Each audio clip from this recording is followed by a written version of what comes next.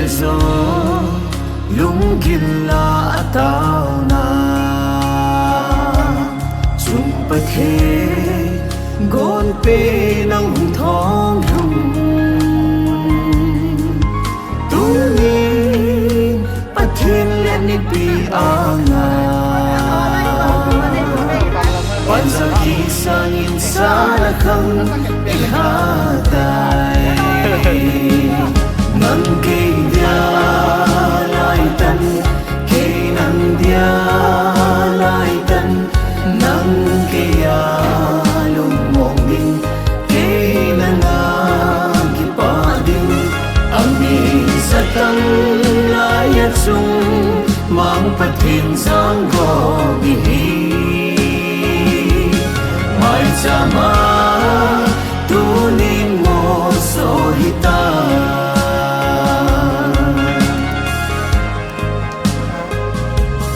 pathinin iden na atundo insum se pidi ng kalengge kiếm sống thì chân nó là nung suy ya kỳ thu pin sinh viên nắng mơ cả hình xuân ta nắng cây dia lai tan cây nắng dia lai tan nắng cây ya lung mong ding cây nắng ki pa ding ang bi sa tang lai at sung mang pathin sang go bi mai chama tu nin mo so hita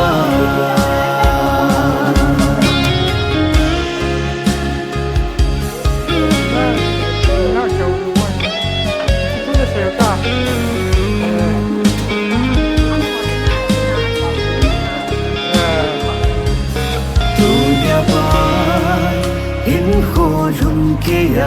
đi ikite na run ra bồi hite nông ni đã nhìn ngay lúc na đại lâu Christian in sung nông xem dia ông không xin đình nắng cây dia tan khi nắng dia lai tan nắng kia lung mong ding khi nắng ki pa ding ang bi sa tang lai at sung mang pathin sang go bi mai chama tu nin mo so hita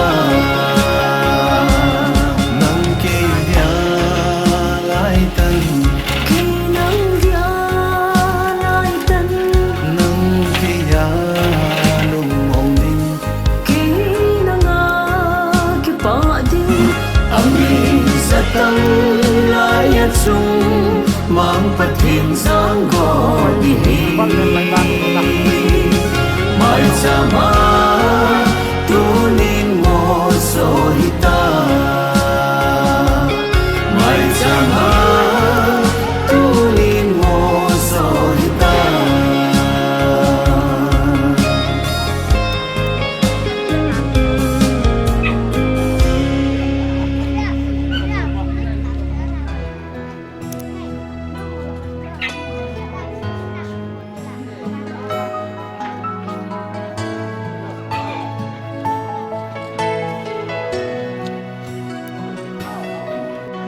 mimbang kahung pinakun pathin thu tip sa subulitin kahung khang lenin tunin kamu tai ngay ang quay din chung mang pa lâu pi sinh ta hen ban giao ta hin sang i go pathen thu te mol su thei na ding le hiền qua thì na lấy lâu in ai khen lâu na ding in cái hiền hàng nghe hi chi mang bay xa na khúc trên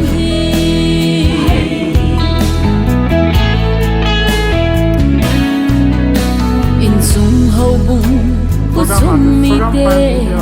lung hay na lê a lel a cho tê tia dây tha đô na mi nô nân nôm hi ding ding in pa thêm song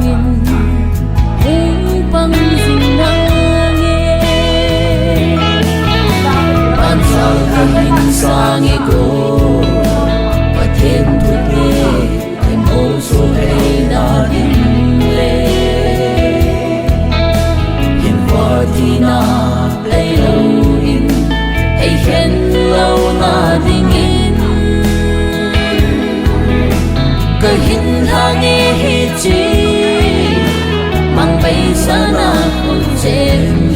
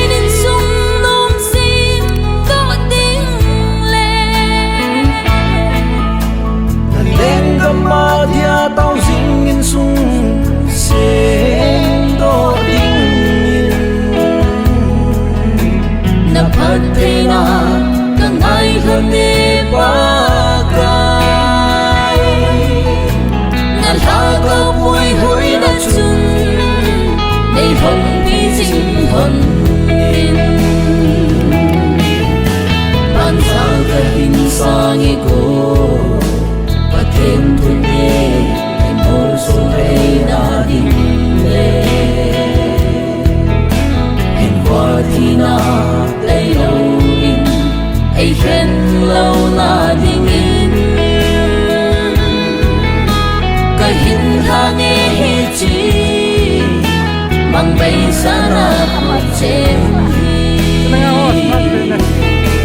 cái hình hàng nghe hi chi mang bay xa ra một trên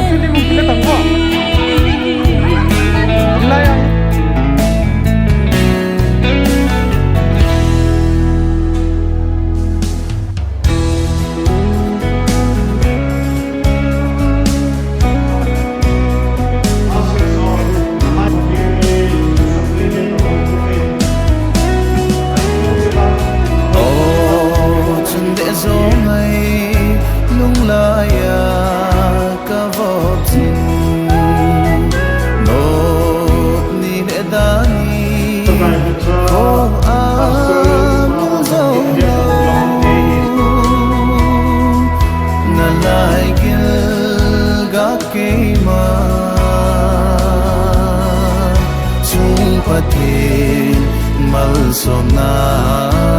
tuni sana khang golang koi ding kahita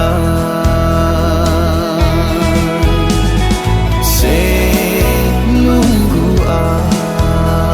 idei le ingai chan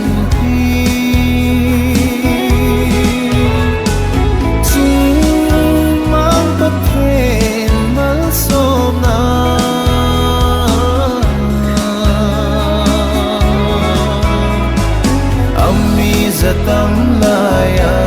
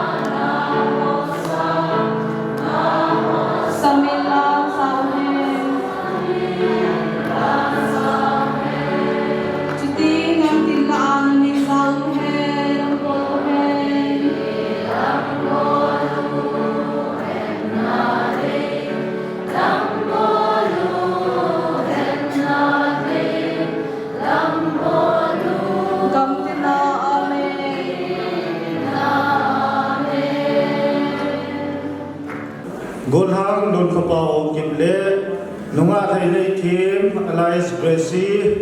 hobung dan thinga ki chen na ding ken gon Minister Reverend ni ho ani ho 22nd January 2025 Wednesday apa 12 noon Amul ECA Church Thingkangphai Conductor Pastor Solomon Mogom na Minister Vachoila Khanglaite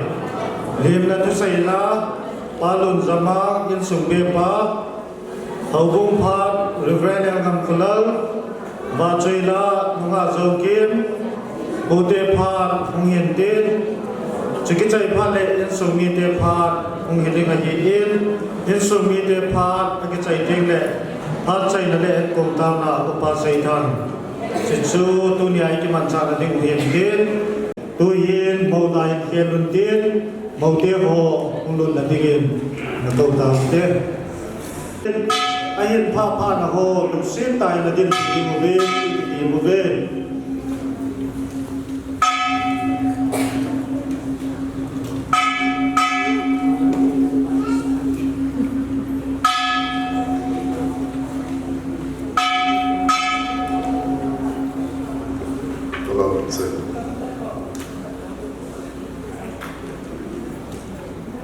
Haokip chairman Molu ahin Muiluna apply le zero to kiran sing live who conducted in 8 as Samovin PP and the Moyente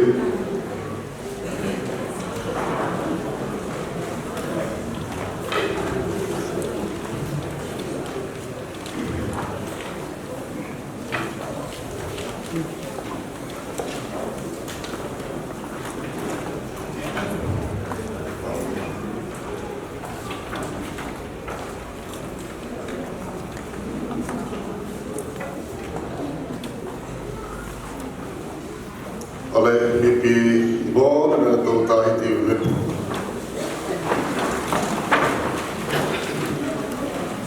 Tony Golang Lunkhopao Haokip le tonga Gracy Themboi Touthang Touthang thenga kitchen kin ko na hi pathini na mon la phate nei puilo doven pathin thangwa na ipi masak pen ban somoven kin thim pu hina Kalim now si may kahimbo bilahi. Sa ipat na lekha, hi alang-alanga kuludin, Pentecostal Baptist Church sa kunin, hobong chairman, Pupalon say sing-sit, le, hobong secretary, D. on Haokip, amani alkona, Gracy Themboi, hi patsato, taahin na le, Haudam Thenga asinay mo na ting ima ang lawahin na sa ipat na lekha ang lodin. So le Thingkangphai isi hobong algonin. Upalin Kuzang Haokip chairman, hobong chairman le. Mr. L. Solomon Haokip, hobong secretary algona. Gorang Lunkhopao Haokip hi, gorang felta pata. Sa ipat taahin na pa le. Haudam Thenga zinay mo na ting ima ang lawahin na lekha kapuraon to kihan le zalha pada adia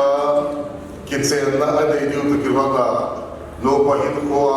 angai sa apoy mo ta sale hagaw to say din no say premarital counseling class na kitsil ha bito kihanin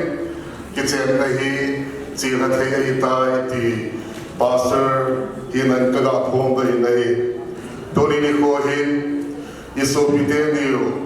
Gorang Lunkhopao le nunga Gracy Themboi pathin na akibom na sun sa mova pathin na suna mipi hizahi ikifomove amani kibom na hin ahen pitu ihitawe itikiten na hi pathin anapudo ahi zain kitsen na patta na kitsen na thintahin Pakai Yesu Krista Arkan le ahobung to akibong hombing vetsa na tuniahi ingolhi ibolo itihi anagyal do singuiti Pakai Yesu ama takana ko amugwigo mana agang haatsun hinsihi apotsin ahitahi izia tu ni ki chen na hi pathin kin na le za bon na nei ta chuting la thing ta I bo ti ko hi ti chu minister ina da bong doi ito kiron chu ki chen na hi pa to kiron na pathin nga tao na chong sa nei ka ti tao ti ngày lu na dim kamau I puyu wa at sunung pakai pathi naging ki chen na hi eden ho na pu do a nang ma za bolding tu ting le nang ma gin ho zo si zanne ta le thing ta ki chen na hi a hin som ting na dei sai pa ki hamin to din go ham Lunkhopao pao cha a hin hai dei thim Gracy Themboi Touthang amani hi hodang thinga ki chen kin go amani ki dok to na bana hobung mi te ho tingle alang alang in sum ho ki dok to na dung zui ni chikin go hi in si ha pi din ka hi ta se ovin minister apam din ke ka hi chu tingle maulang maunu chu tingle palai te ni hellang chu tingle Parin pui tu din conductor tu hi hella so ting le hitla ya parin la din hozo sele tu ni kin gona au ba hozo se nagin ka ki parwa ko na ka chai chan ge wa ne yo pi wa me him ki lo pi sa din hi lo wa nang ma lo pi nahi so ting le nang ma thi na tha bya ka po do da wa te na dingin ka program le ko thing a website e ngai lo wa ka thi khel wa am thi bu Jesu Christ amen Papa Thine na kathu mane amen to hi thodo na ihin patimo hi maulam thodo na kahin nei masat ding hi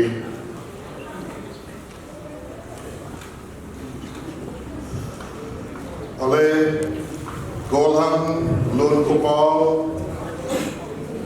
Haokip nangma pathin dana khom pi sing dinga nunga Gracy Themboi hi nazilo dinga kitchen pia nei nanom na em adam padi hen adam lo per kisongle hausa padi hen vaisa padi songle ngailua seipa don phasing dinga nagitim hina Denge kakitime nahin komlai sewa amadik tuma kiching tup singdinga negative hina Denge kakitime maulagin kitip na dan khat kitu tani nei pitawit ito kilang sun maunuin som kitip na ay nei dinga hit Gracy Themboi nangman pathin dana khom pi singdinga golham Lunkhopao hi nazipa dinga kitchen pia nei nanom naem adam padhihen adam lo padhizomle hausan padhihen vaitsan padhizomle nailua seipa don phasing dinga negative hina nahin komlai sewa amading tuma kitching tup sing dinga negative hina ki pawme dan khatna kitip na alang ai nei lonta ito kironin tuin maulang le maulu kalakhat in somorentin khot zelam ong kitu to han dingin taga tirme to hi kanung ahin sui handing ahin maulangin kitip na hinay masantin Keima Lunkhopao kay nay bidingin nang Gracy Themboi hi kakitsen pitay tuwa ki pada thinan eikhan kasya dingin nakoma pathin minin kakitime Maulang kitip na ahin na iban samit, maunuin zon, maulang paitan inventin, kitip na ahin na kitip ahi. Keima Gracy Themboi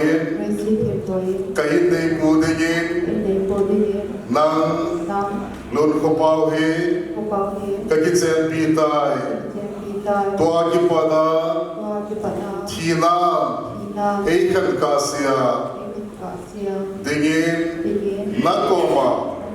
Patin Minin Kakitimi Ipawi Kitim Nak Danina Insai Lantantun Mote Kirhawan Intin Kudzem Bupina Pan Hidin Tukihoni Palaiten Kudzem Ehin Pihan Intin Sihi Patin Hinga Hanga Inay Diwahi Itzi Kudzem Hi Mr. Lunkhopao Haokip Le Miss Gracy Themboi Touthang Adinga Patin Le Bibi Masana Akitim Nalon Hensing na ding le Agingaylon na kon hi Mong Bay hi ti Vetsa na hong hising dingin Itzi Kudzem hi Papatin sa papatin So le ragaw ti patin minin kahanin ay Amen Tua hi maulangin Maunu Kudzem Hindubi na hinay masantin Ahin na ito kilon na Kanong ahin suya kitip na ahin na iting ahin Papatin sa papatin Sule Agauting patin minin Takitsen pitay Tikihen na tingin Itzi Kudzem hi Kabupitay Vanuya Kagonizo Sito Kalungtim Ngayon na Tasagum Tato Kazeminahi Amen Kita monsum Maunuyin som Maulang Kudzem Bupinahin na itinahi Kalunghin zuintin Kitip na Zong ay na italing ahi Papatin sa papatin Sule Agautin patin minin Kakitsen pitay Tikihen na din Kinzong Itzi Kudzem hi Kabupitay Vanuya Kago Nezo Sito Kalungtim Ngayon na Tasagum Tato Kazeminahi Amen Kipawamin Tun Maulang Le Maunu Kung Kitu Tuhonintin Kudzem lang Patinin Gok na Inay Diwahi Patinin Azoma Agom Sarsu Mihimin Sukanhihen Mr. Lunkhopao Haokip Le Miss Gracy Themboi Itzi kitsen na tin ta kitsen ding hin Anagilunghai Tugel Hontan Atasanong ding damon zong Akisay kong tulon tani Itzi sa Kudzem Akibupi tulon na Kakunta Katumat nahin Apuno Ahita Zain Papatin sa papatin Sa lalagautin patin minit Amanihi Tupa Ahimantay di Kapungin ahi Amen Ibamin pa ibang kumpi na Inaidiwahin Sining sun Van kumpi di nga umihiw to Kiloning pagkailan sa mo Ahihin Minomin pa Tingwe Hanglay tiwa So sinalong kilawa Amani di nga itaw na Naiman review kanong dahil Patini nga tao na neyo iti Kitsen na input to Pagkay patin Nang manahisin Tagwa na sa Pen kahin pibinahin Tunini ko ahin Sa teni Nao teni Lunkhopao sa Le Nunga Gracy Themboi Amadi Hodan Tinga Kitsen na gingonahin Kakisuko mo bin Kitip na Hosam Ahin na isubantayin Pagka Golhang Kiti Tutinglet Nunga Kiti Din mo na ko na Tuni di ko ahi Akitim na random suya Pagka Golhang hinalen Nunga Hina hindala Insen No pahit ko hin mga insen Nonsen Hinsimpan handing Ahita Honto Kihonin Pagka Hinsimay Sam Sunahin ang Nahong kitsoy sana Iti may tsang kahinsibuhi Ama niya di nga pagay in sung ahin sim palhon na dinga mai cha masapen hisinga to ding le hicha ko na abang bana paka nang ma do na himni zingham ting zong le pathin hijitunia pakai na sa hinglal ta hisong le paka hijimai cha kasim na wa hi nang ma akibu na to ding le nang ma akipat na anu pahin ko na ahong hi thein dinga o pathin katau pi hi to ding le paka pausa ahin Gracy ahin honin background zoom chia guna hong khang lin ahin honin longyal zoom chia zong thanu ka zoom chia zong anei hon ding ahin la nu pahin ku ahin pathin pha zo sia hi kitu na un zo zai sing lo ahin sein tuni ni ko hin nu pahin ko kan kom ding ahin kinai lu na poi mo sein kinai lu na anei zing hon na ding ka tau pi so ding le kingai dam na zong poi mo sein kinai dam na hin ko aman hon sing ding zong ka tau pi kilong hen thiem na zong anei zing hon ding ka tau pi so ding le pakai pathi nu pahin ko ai zo mai maya ki chai ding zong a hi po paka nu pahin ko kiti hi paka adia mi hong ki chen ding le in sumi te na ngai cha amani zama ngai cha thil tam ta hom si in zo la hi paka examen na wa pathe bo chan da zong ya poi mo la ka hi si to din paka pau cha le Gracy a ko na pathe bo na cha pa chan wa na gin na sa na pum wa amani sunga hum ping do in sin sa pang ho chun paka amani ding le in sunga ding le obung sunga ding le nang ma dinga bi phatsum ta au mi thei na ding ovin ding la amani sunga hum ping do sa pang ho na yin jina tim na na in sa lorin na ho na in sa ding in zong tu ni in phathei na nga ta hin thum pi le chu ding le pakai pathi nu pahin ko hi adin anuk na sana aha nahi samzo tamzo ahi zin hasat gen the na ahi tur ham ting zong le kina ki bo na the ahi tur ham ting zong le nangin amani sang halova amani ngan selova pakai zo swaza ka dal zo na ko zela ma ka dom sang ding le na ti banga dunia ya mani zong nagal zo na kunzi lama na dom sang zing zing ka tao pi nahi Gracy zong hi paka an ki ha ni ku an han sa puin pathe bo na tao na tam pi ahin man pi ban zama in sunga mi unu huki ding hi ta tu ki na paka ya te dinga zong mo pau zing taking le azipa dinga zong zinu pau zing taking a obunga dinga zong ki pi minu zing taking in nagin thon pi lang ki tu pi lang a hasam na wa paka nagin nasu hading in zong Gracy ding ka tao pi itabang sun paka pau sa zong hi government service bol hi sepay pang hi pagkai lupa dan mga panzo siya khom zo sing lo di wa hi chen pagkai tu ni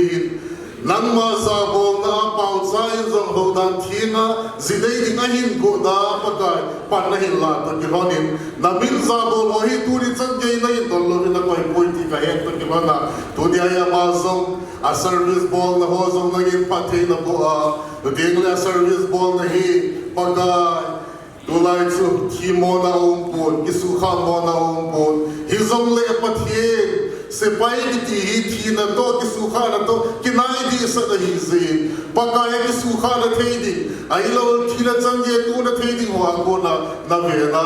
in ko son na zom pakai Gracy hin pau cha hin lang na pia dunia hi pakai nang ma za bol lo wa ki zam ho bol so ta hinga au thele nang za bol na za la ki che na hi hon zin hin ko son na zom pi pakai ana to na hon na zom pakai lo in pung voi tia ka ta pi hi o pakai pathi tu di in ko te anu in pakai pau cha no in mai cha a hin loi do in etsi mai cha hi pakai Jeremiah bung song thum na thum sang thuma nei hin ko ven ke ma na don boli kati nangin na hen khalo thil sta ki sel ku ka sai pi di nei na ti hin tu ni hin pathe nang ma ka hin ko ven sa te ni na te ni ki che da chung sa na an mo pa hin ko wa nang ma lam kai na hi lo ni na hi ron the na dinga pakai nang ma ka hin ko na hi se he ji mai sam hi pakai no mai sam nangin nasan pia pakai no mai sam na lung hai pi zia mi hiam te sunga laina na le photo na tha de ne kit bang hin dunia hi chi mai sam za la hin pau cha te in sunga Gracy le pau cha hum ki chen za lo na mai sam ki sim hi atha bia laina na le photo na nei na mai sa nei sam pi wa nei lung hai pi di wi na ko da ka ha ne de le Abraham mai sam na hin na lo hin na pakai Abraham may dom tao ma sunading zong hello pakai at sa pase ito ipi at idim dia pakai hinkuha malaya nangin alam pina si pagpibang hin tunin zong pakai at itsen na ron na hinkuha lang sao so tahin solhan na dingahin ano masanahan na tamtahong dingahin pakai at ating le amani ki ka problem ho pakai ki sei ko pingam lo koi na ai lo le midam chuma zong ngam lo ai lo ai le pakai na sa ho ang sum zin na zong ngam lo boi na tam ta hin to lon ding he sai hitamam boi na hin to ding zong le Abraham tao na nang ina don ku banga Abraham mai sam na san pi banga tu dia zong hiti mai sam hi ahung lung ding ha sa na tam ta ki mai ko pi zo na mai sam ma de san pi diu na ko da ka ha ni ne David mai sang nang in the Lord in pia paga thina hum lung ding lai na tu ki bang hin tu din zama mani lu pa hin kuwa min se na the za za tu na the lo sam na the ai lo ai le paga dam mo ve se na za chung ai sum va hum lung the din til tam ta ding ai he so se da do na le tu ki na mai sam din tu din dei sam pi din karari nahi pakai Solomon mai sam nang in the san pia China se thum pa house na le min thanda apoi mozia na pi be mo hin tu ni hi chi mai sam chu nang ma ki choi sa hil kin thiem pu hi nan pathe ka ho no me a hilla pakai pathe bu na ka sap zong hi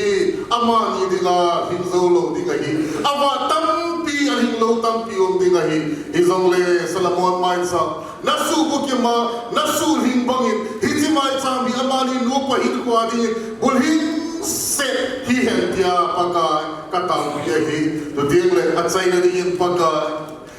nangino Eliza mai sam sunga na ki choi sa Lord in the Santa na pi banga tu dia zong hi chi mai sam hi ta sa le na gaula ma go zo na mai sam san pi lan Christian in sum no ta si do ran na dinga pakai mai sam ki bul punan san pi lan na ona za sa zing na mai sam na san pi dingin katao pi nahi pakai sa te ni nau te ni al hingai hon poi hinglo ki hen sa pakai nang ma za bo na za la tu dia kin gon ka chi pi a hi to ki honi nangin so ha zing tin katao pi honi palai te ni zong pakai nangin naman sa mabana aloi te ni kin thinga ki go banga amani zong alung de chi ron to pakai Hodang thinga se nei thi chi ding palai te ni zong no pia pathe na boding ka tau nei it's also say na millo pina de nei u hin pu te so melen ka tau nei amen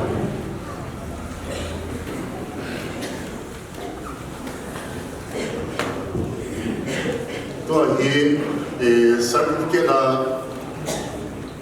certificate na soi kai na nei diu tu ki honin mau te ro hi ato lawa la to taleo kin ka ya se de certificate da soi kai na inei diu a hen hi chuma sanga chun sei pa na le kha ho hi hobung record a den ding a hi zin hobung secretary chi ke ko na ko ni em sa pi le ti ka ko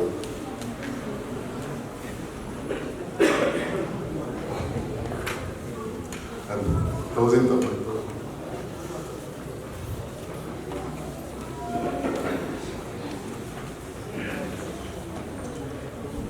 certificate as soy kai na momentin azau ting le kasim doa kin pi ho na kai ne zau ting le mo te ho ting da no bentin cha cha khang lai te ho paulo pi nei helan ai lo le la sa ding zo le abo ti wa lo sa hin bo bingo khang lai te la sa na ki chai chai le mo te ho zo to bentin cha cha kon da ki na pa ai la ding he mo pa le apalai pa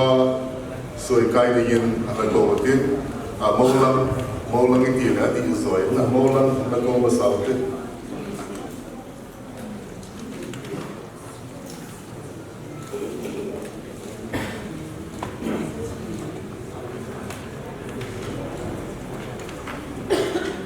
palai pa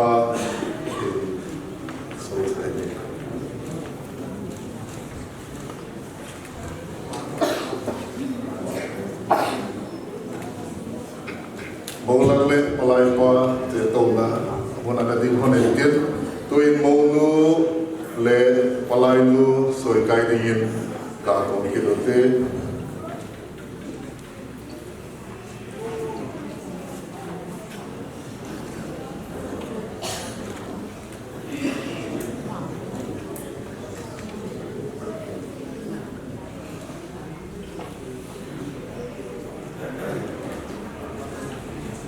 Don Palayu Rights Made Soy in Taipei.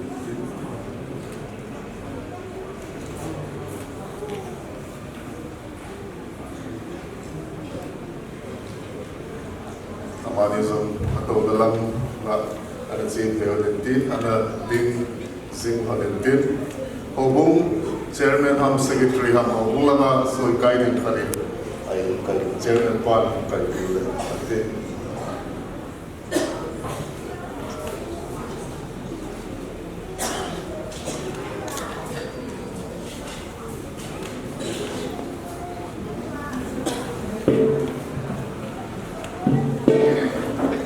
Saya ingin keimanan kaya ketin.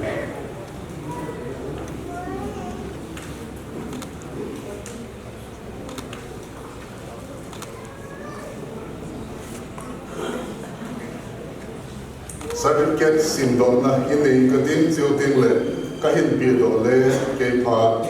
saya lazam ipai din kali. Certificate sindon na ini ketin. Evangelical Churches Association, inclusion with the Evangelical Congregational Church of India, marriage certificate, serial number 1176, certified Mr. Lunkhopao Haokip, date of birth 10th February 1994, father's name Haokip, mother's name Themboi, resident of Thingkangphai, and Miss Gracy Themboi, date of birth 16th October 2003, father's name Touthang, mother's name resident of Themboi, were united in holy matrimony on the 22nd January 2025 at ECA Church Thingkangphai. So they are no longer two but one. Therefore what God has joined together, let men not separate. Matthew 19 verse 6. Witness L. Samuel Touthang best man ahi nei hoi ahi in among witness among pioneer. Let marriage be honored by all. Hebrews chapter 13 verse 4. Officiating minister to L. Haokip, K. Church chairman in Soy Kaina to Anazin, CP Lona Kain dating ahead.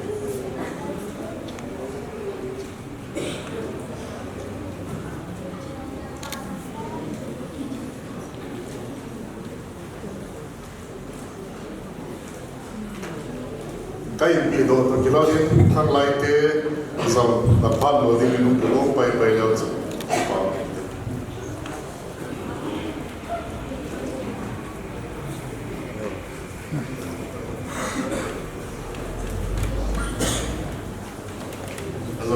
tiền Parliament sai tiền rồi là sát sai tiền rồi vô tiêu ông tổ thế rồi ta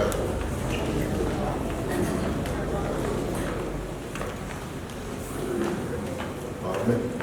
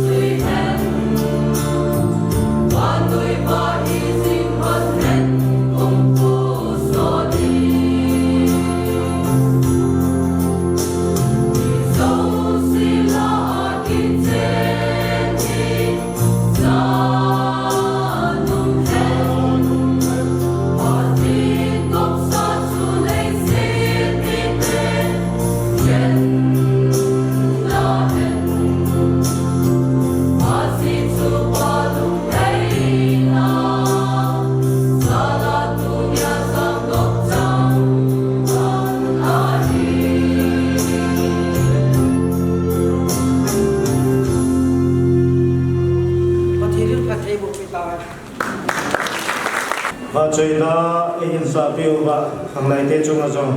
cái bà tuổi xây lên tôi hi program ban này chạy nó tôi đi ngoài hiện tại program hồ cái in tôi sang in tôi nia igo bộ màu ba bảo trai hi in cho lên nunga Gracy ai sum mi de hi het nung chi đi ngô ai gì in amo bondo na hin nei masahin katin ama sa penin tunia maulang maupai panpiu gulang paucha apin na anu le pa ei hundin piu le ke pau minte paucha nu le pa hundin piu le ke pau minte amani hi in chele ain sukmi de adang si jong hundin le ke pau minte apan neu te ho ai in anu neu te ho ai in asu bio nau te ho si amo hi het the hi je ko ven uniform ke tu te na ke si mo ven school kai di ma ma bang je ko ven to ta vele ke pa me tu hi na ba na mo nu nunga mi nu Gracy ti te da na ke ta nu Gracy apin na nu le pa e ho den piu le ke pa min te abana ayin summi adang adoneo palin paneo ayin summi te ho zo si zo mo den piu lagi pa min te mi pi la ka to yung zo le nung sit den de te le ke pa me to te le ke chen chu ke pon do na chom chai ga ni tin tin tu hi pa do pa na chiu tin Lim na tu say na pan ay ban pili mo vil palun sa mga sumber pa pana na build. Ama sa penen tunia kayo kinang ha nule pa pili po kule na kule chan bon sa wala chan in so mi te kelin ka kipana kazana salat in bole. Lim na tu say din sa lang yang pa kipa kan say din program lagi kita tu senam bagian dan sesuatu lagi bagian. Ama sa penen mono no lepas cuma yang kita tu senam ama tenen tu yang mono dia ini dapat di dalam tu program lagi si kalau ini ana in ten karena tuan masalah ini, karena dia masalah itu, nilau hilang keho, kamu tu kedai kawan, kamu lain apa ini dia, ini ke mulu, ini lepas lagi, ada dari tempat tu sejauh kemudian, tinggal mulu, song, ama song kamu dia bah, ahun lebih maju dengan cepat bukan saya. Apabila saya ikut kan saya memilih, saya tahu sangat kok tadi kan menjual ini saya lebih kayak pada mungkin memilih apabila mungkin lagi saya belum kemudian, ama ini December last week lah saya kerja lagi om panennya, punya lagi pilih mama nama lagi. Minang mahal ke dua par oleh kalau bahasa kita jangan dipizuinya. Ayat nama mahal film tak yang nak zaman lawan mohon tak boleh tak dunia program mahal teori itu kan pun lagi kita. Bana pastor pastor nama pastor senomen teho imacahi donglam teho program kian kuah yang kan pijalon pasal macam kita tu selalu tentunya. Bana hukum Thingkangphai ECA hukum desa macam kita tu senomen program ini senai si document program si bohelawen conductor bahe hukum secretary bahe. Bana hukum tiap dahin an kuntang lahin apun program ismai kan piwani hiler hukum desa macam Cepat tu saya selalu kehilangan. Karena hubung khalai te selalu cepat tu kan saya nomen. Enjau jang la isap ni lawen. Tak lain tak goya la zeluan di bisuan ตัวนี้โปรแกรมอะไรนั่นก็สลับมาเฮลเวนจะเกี่ยวให้เราเองตัวนี้เขาบุ้งส่งเขาเวียนส่งสิทธิ์ arrangement เองก็ลำพอเองอินลำพอเองแล้วก็นี่ในบทในฮีเลเขาบุ้งหางอะไรเดี๋ยวส่งเราที่ว่าทุกเสร็จเราเป็นพวกนี้สติในจานเนี่ยมุกุยอาชีนาการีuntuk dohoro season zong kipatu season peng ngai abana tu apa ke bana ni ba chela sadehin zong kim nala zong kim cuma zong kipatu kan sei nomen ama he ke ho in sung mi hin ta be den sung hayen in sung dang hele la sadim mi ko le le ngai tu hi hayen ke ho ingin ko ngai ta hin kewai sunga amum tanah hilir macam macam langsung saja nanti aku dan saya masa hentian apa anak apa yang mau belajar cuma hilang tu akan saya doa supaya mau ngenahin tu ni ahong kau mimpi sosial nang ahong hilir cun program ni kau macam apa mau hilang lalu dihin lalu yang mau kamu belajar macam mana dihin aja dibacakan saya doa hentian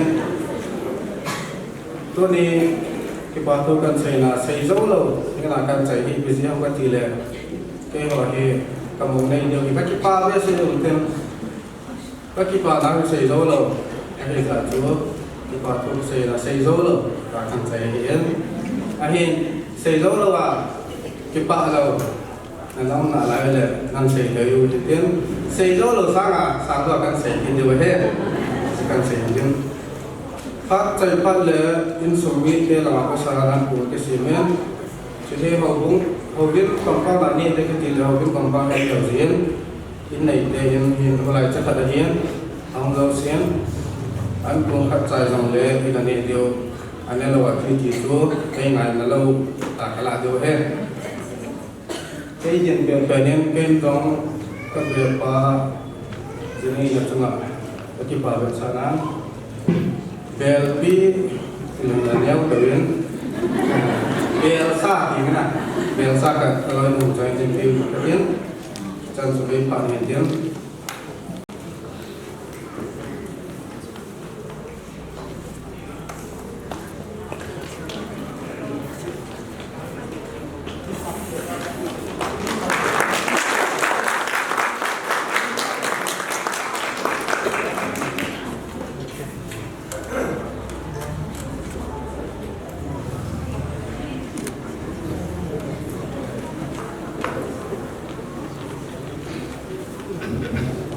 Kipau min abe pa den tim na thu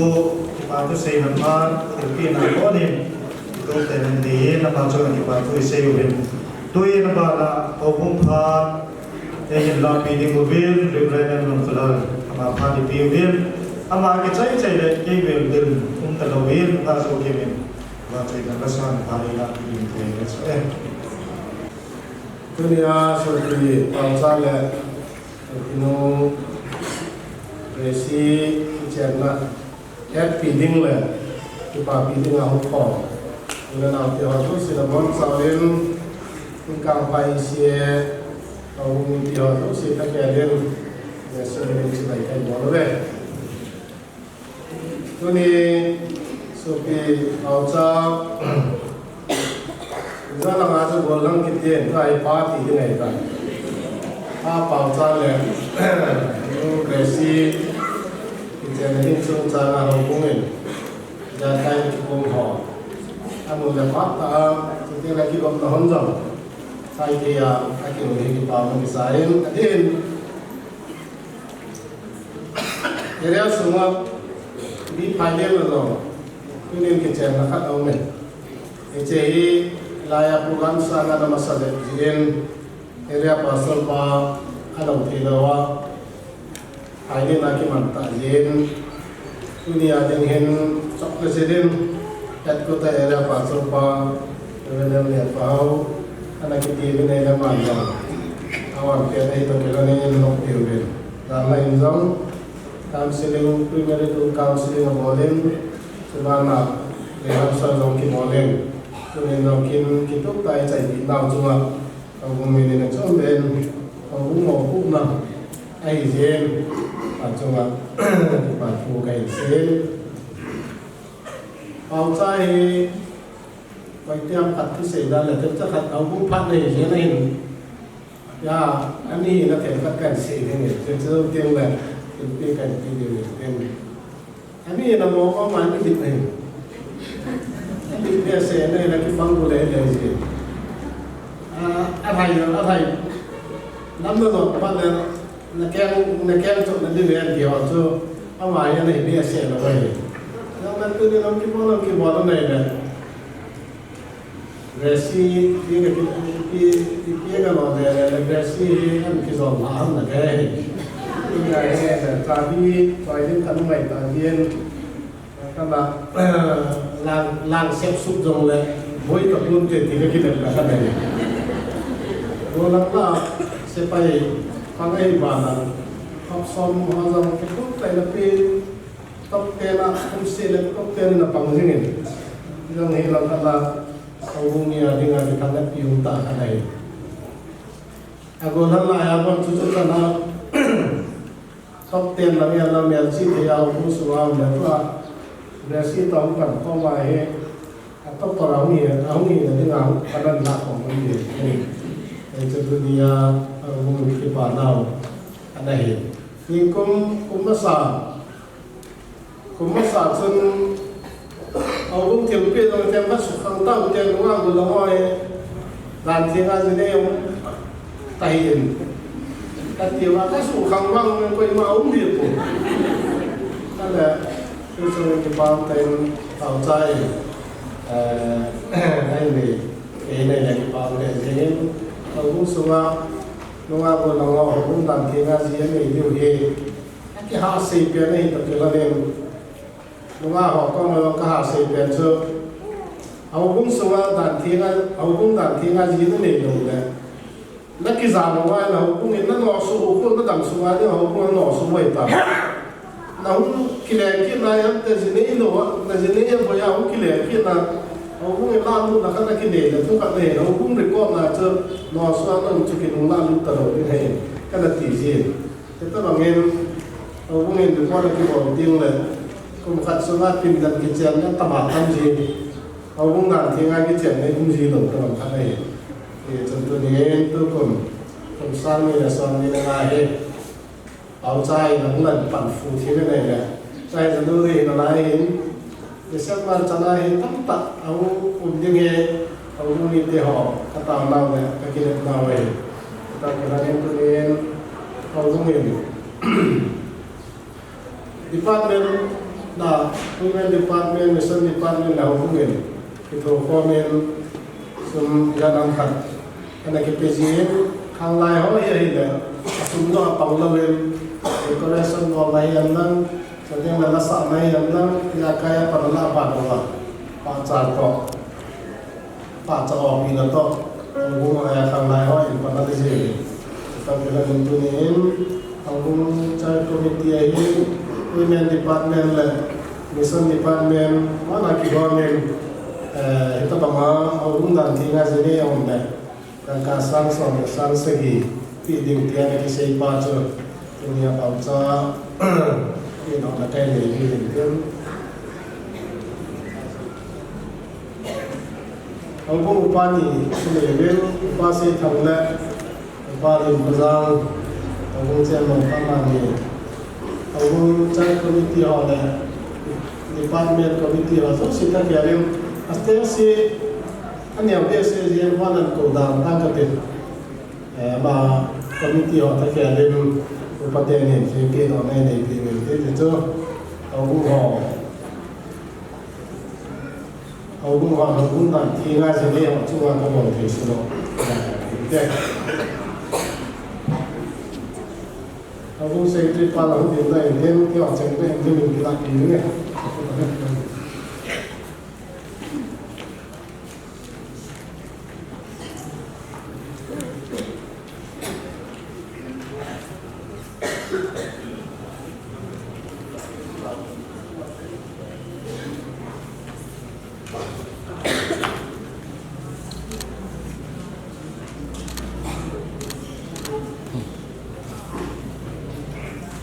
Nó cũng tệ phát chẳng trên tăng tệ.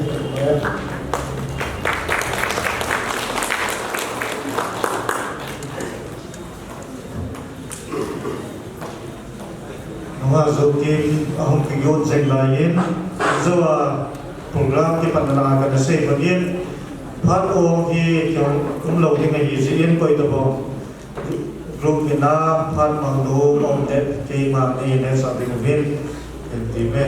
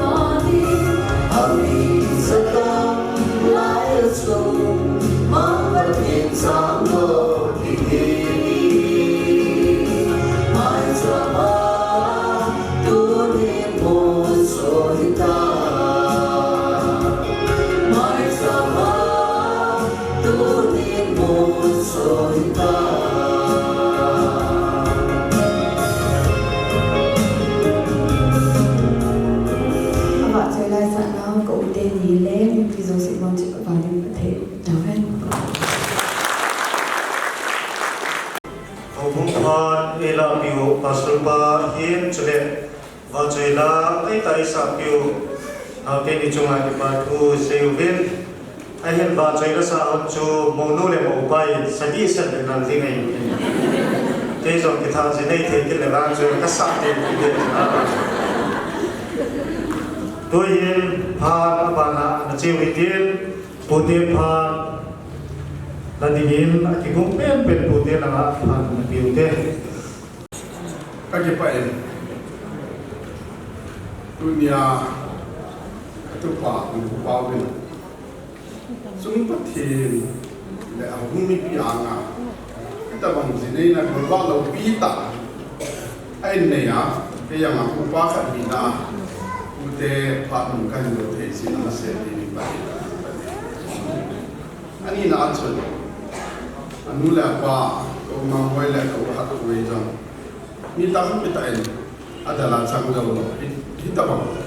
san wang pha chan na chu nei kan ki pa pi ni athum na chun tu lai sa le nau thang dong tam pi nei hi zang le nu le pa thu mang nu le pa thu ngai a tam ko hi chila hi ka tu pa nu pa wen nu le pa thu mang a in ko le mana ho bung mi le pa the na nga hi ta bang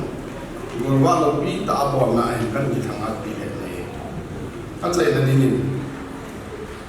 in sung nong chu van gam nai pi na he ki ti tu ni ka tu te ni lu pau le le ni thim in sunga mi u pa nang yan ni nga hin nu le pa u le nau te ho mi tam pi ki ngai na nam ki han di ai si tu na pa the ta nga ne ki tip na han ya lo jing han lang in sung nong ta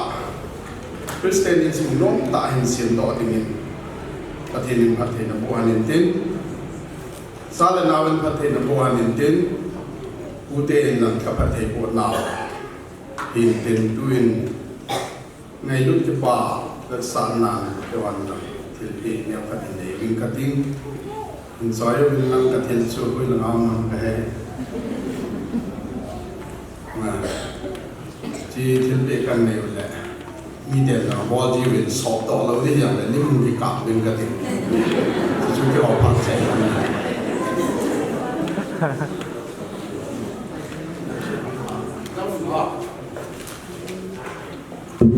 thằng cha bên lo u te lang dol si ahung si ka ki ha to ko ga hung lo si hung tang wal le ga ka mu te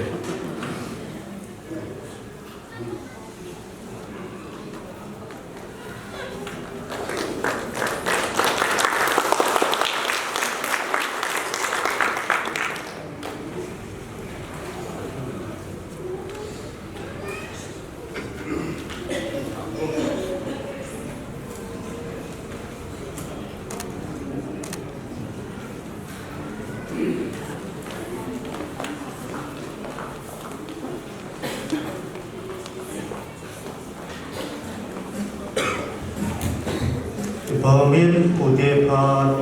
hen la piu au chunga ki pa thu seuvin ki to na hi ung ka khat bet hen la yin e pa thu hi a ke chai to ma ye ta yin to ai hi sung mi te phan a ke chai le pha chai na tam na den ung tam na ye ta yin che ma sang chon hin sung mi te hi a chai na la ka ung pang hin tin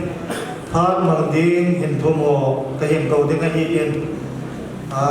program đang là chân phan bản đan thịt đinh thì hi hạ tan cái xe hiện rồi là tu niệm chỉ cho xe ngày tập còn tiền toài hi phùng khả đại để lồng tiếng dòng trống lồng tiếng ngày hi sinh phan bằng hồi nó để đan tay hiện bằng mình làm mà sắp về là ai mà meeting của bên PCI Thingkangphai ho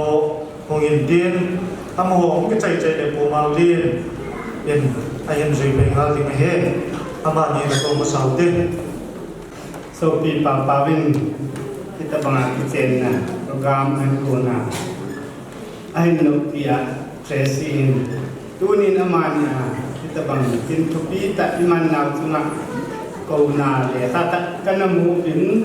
cái kịp bạ lệ trên mình cô lấy đen là trời mỗi hơn mình bắt thìn là đóng sang hơn mình hầu búng khát sụ miền là bà nên câu nào cũng ạ các kịp bạ bị lệ mình tu nín coi tấm bị còng cô mình cái nói mình tổ còng mình thì biết điều ý mà trả cái này dấu thị của ấy là cái bà ấy sẽ bị cũng cái lạ tệ tệ nhưng cầm khác đi phát thầy vụ nào hồn cũng gì thì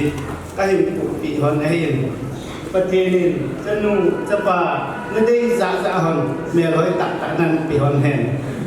thì và thế thì là phát thầy cái thùng bị nào đấy có phát thầy nào hèn lắm vàng đó nên lắm đầm sốt đó nên lắm các cái bà nào kamar pun banyak lihat kata dia cakapkan pun di Thingkangphai Presbyterian Church in India Reform atau bumi kem kita bina dan pitui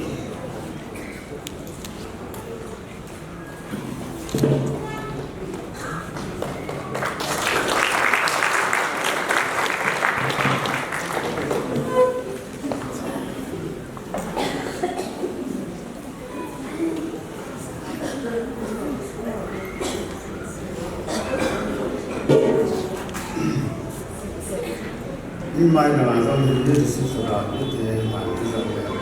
một ba tập một lúc phải tính cái chuyện mà sự sửa lấy mong muốn làm cái hiện nay rồi thì sửa chúng cái hiện tượng nhà một ba cái tạ cái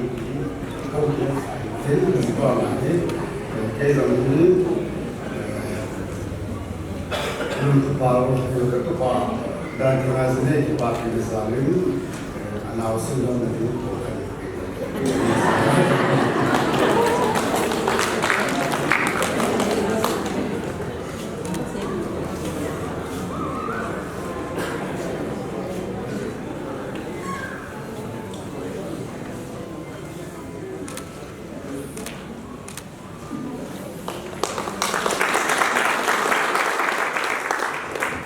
Apana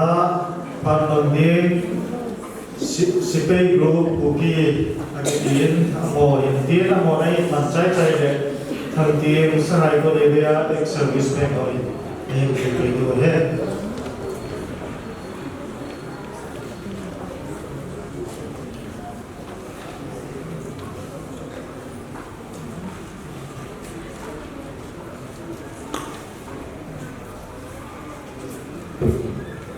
Masa Anwar al-Mamau Kuliah Lunkhopao dan Kina Zirina Sela Hamil Kata Lunkhopao di Anwar Sebenin Anina Sekarang Kuki Terhengar yang Kuliah Presentation Kuatidina dan Kiai Kuliah Pakir Kuliah Sekarang Kuki Zong Lunkhopao Pauline dan Kenazian di Haokip ini, kau namun sila kita itu yang saya sampaikan. Sekarang kita kasih mungkin itu hampir selesai kerja. Anu soal ini mengenai dengan member itu satu orang kehidupan izin kita hampir kami akan nama itu member mana kita mengenai Allah ini azat pun to sunto sum itu bina kan biji koi tamang dan tina zmei ma golham Allah ini memento kanto kilpi kami akan polisi itu le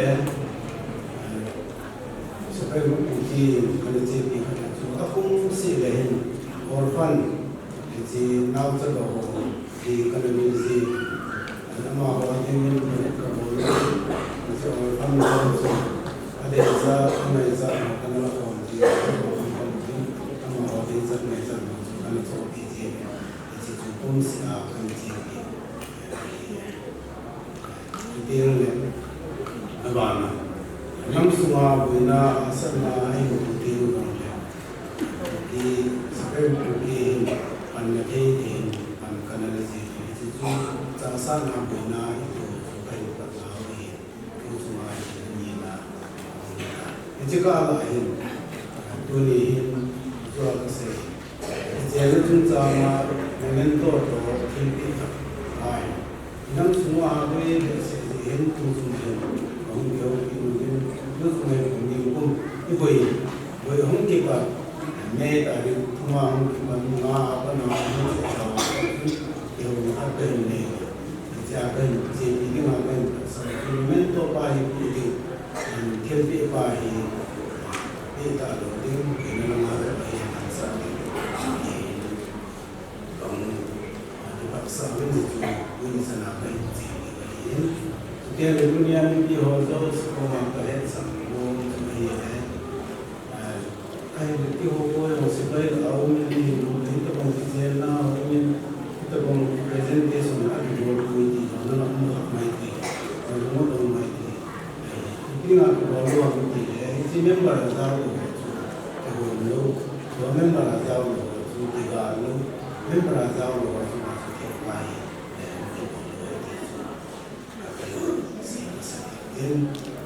ซึ่งที่โดยเราของขอสิบอันนี้เราจะบอกในเรื่องเท่านั้นด้วยที่ดูจะมีจะได้ใช้ความสีของที่จะได้อันนั้นก็จะเอามาจุดที่จะด้วยที่ดูยิ่งโบเต็มปานพอที่จะด้วยที่ดูจุดก็จะใจได้ด้วยที่เชื่อยิ่งดูอันนี้ที่จะฟังเป็นงานของที่โดยเราพาของที่เราอันนี้cái thì chúng tôi nói chung là còn cái hình là bên từ last week hấp dẫn mất sợ tôi ai người nó nói với SOP này thì chân là hình tôi nghĩ chân hình cái buổi xuống May 3 2023 last week chân là hình 30 lakhs about cái hội internet của họ thì năm sau mà cái buổi chơi bạn thì không các bạn thấy nào thì sẽ phải ổn thì không sẽ tiền không nắm cả cái gì thì tôi rằng tôi hiện tôi nhìn vào bao khi rồi và sau tôi người sẽ tan mà cho tôi rằng tôi sẽ có cái này mà mình sẽ thấy tại ra cái thì sự sung đôi sẽ mình nó có sự là mà hiện lệ giang khai đến thu mang in cái mà hiện nó có được mình sẽ có hiện cho bạn mà hiện cái biết là nó không có làm được mình rồi mình làm cái này rồi mình có tiền xong rồi mà cái mình chỉ đâu cái này cái cà phê bên trong ngày mình có lấy vừa thì ổn định cũng một cái cà phê mà mình đã tốt cái hành được thì này chúng mình họ tôi spray thì tôi nhìn vàng xe chúng ta thì cái năm January thì suốt cái lễ ba ngày đã xem thì tôi buồn ngọc thật tôi ông tôi nhìn cái này thì ông được không tôi thì tôi thì không được dần dần là tôi thấy sebenarnya di lokal tentang dalam berita di waktu di jurusan polisi dari mulai dari itu sebagai tamu kami baru kami di suki anda ramai jika tahun sebelumnya kami masih itu bang boleh dunia ini dia sudah sekali kita mau di awal musim apa kita mà sẽ mình cần cái này cái vùng về cần của anh thì cái gì đó thì này cái ini itu dipakai rumah ini rumah ini dia beli itu depan dia yang suku ini dipakai dia sedang ini kalau total cái ba giờ nó cũng một tổ mỗi nó mình sẽ bay được cũng đổi ra một cái gì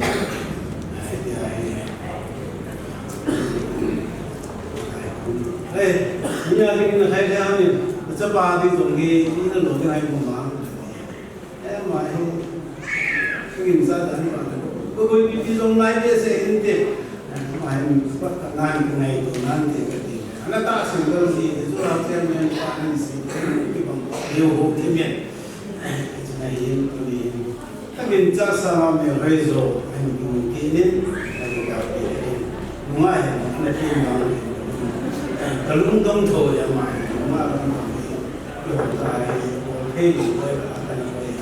anh cái này đi nó cũng mình rất là gì tất nhiên là biết gì mà mình biết gia đình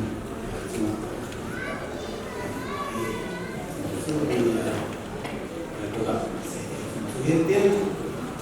anh xây dựng cả cái bằng pháp là bằng đấy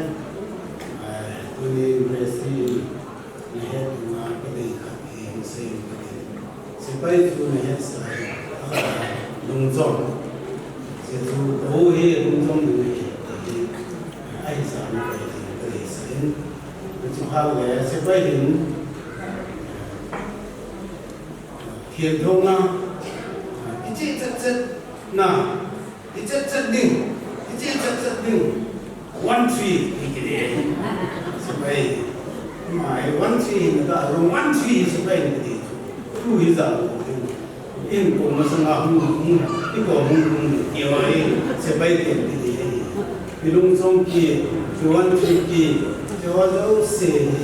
hết được tiền đó cái đấy sẽ chúng ta này sẽ phải ở đâu niềm lâu hay là cũng niềm này thì mà này sẽ có niềm lâu thì hay bằng nào cũng có niềm nào thì trong cái này sẽ phút vay thì không sẽ về anh sẽ phải sẽ có thì sẽ phải gì mà thì cũng tạo cân xuống này càng thiên này càng thiên là gì này càng thiên là đây thì cũng là nó bao giờ cứ sẽ nó càng thiên này thì các cái này biết là sẽ bay các chị ai thì lên bay rồi sẽ phát sẽ những cái nó lên rồi thì sẽ bay sẽ còn hết thì mà thì cái đấy chú nó học tàu nó học ở ngoài sẽ bay thì ông hát anh còn ngoài sẽ bay thì nó ra phải ai cũng cần tôi sẽ thì đó vào ngoài nào nào sẽ ở đây nào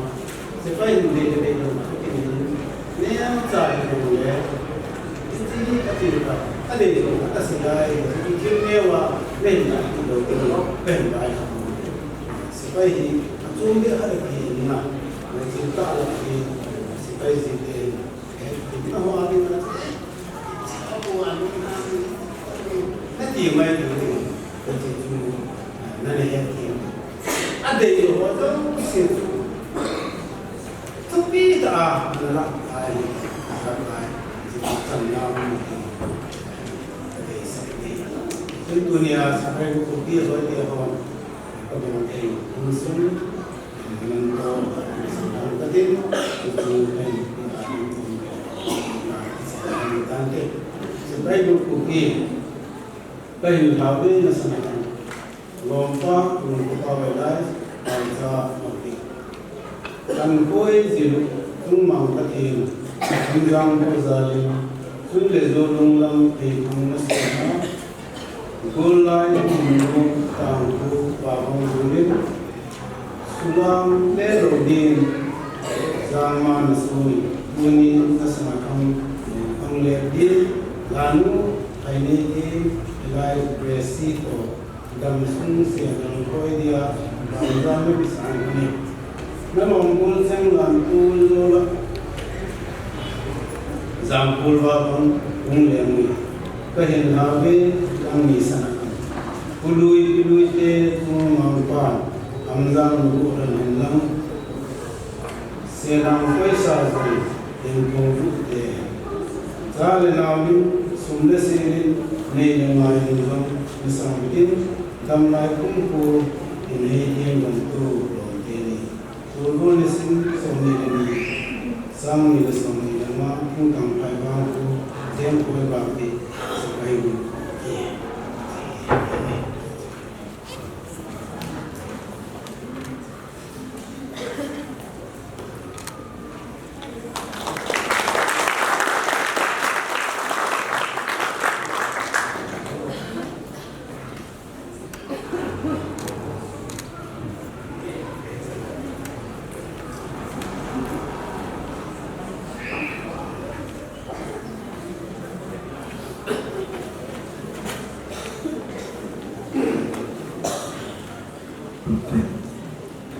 Amin.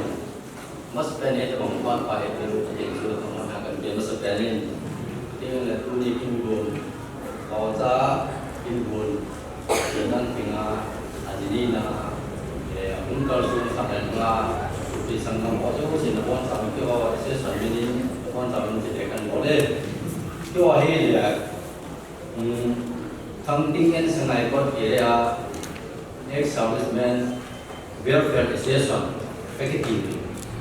Lain jun tu ni Lunkhopao tadi jual lagi member. Aman ngai kita lihat tu jun kita program ini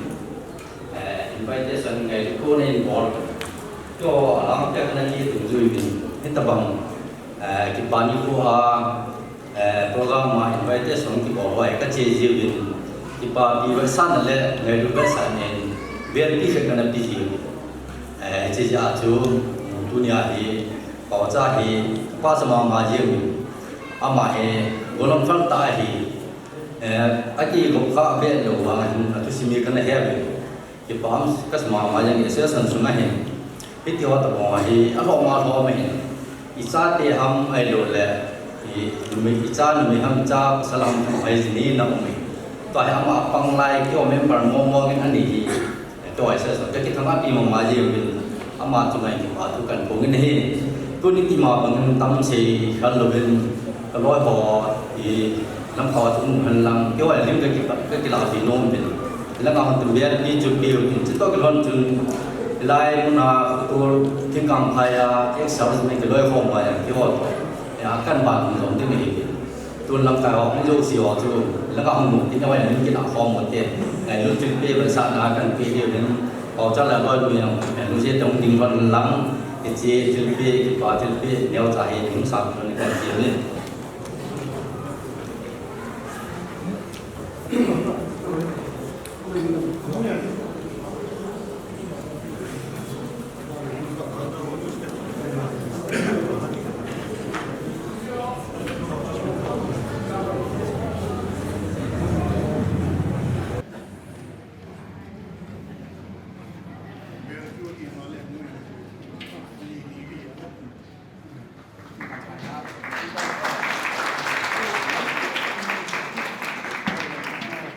Bahamen tu na bana aden thong ni tamam banayen nu hoi chem tam mu na hin chole nu til hi amani nu hoi chem ni lama san ti na ma ke chai pa le nu til hi ke na hin sab ni te tu ni hin ai bang mai long mai yang nang le tu ni hin ka ba ni ma ma kam khat ka ni ho lip ka ba ti thoi ye và bao thế lục quản cái nào mối hạt mối cái ngày tuổi mình phát hiện mai rồi nè như là gà cho bạn anh ấy cái thiên thua lòng đi ngà ông kia kim cái bạc bị mà như là đi đăng lai tiếc bỏ chân cái lẹ kia cũng những cái gì Thingkangphai tuổi cả bố là pi lẹ cô hỏi gì phát hiện mai rồi ra là tiếc hỏi hình như cô lẹ bao chấp chừng riêng với cái gì riêng phát hiện nên là mai rồi thì cô tiếc ai đi ngã bảo chấp á ra kia ai đi ngã bảo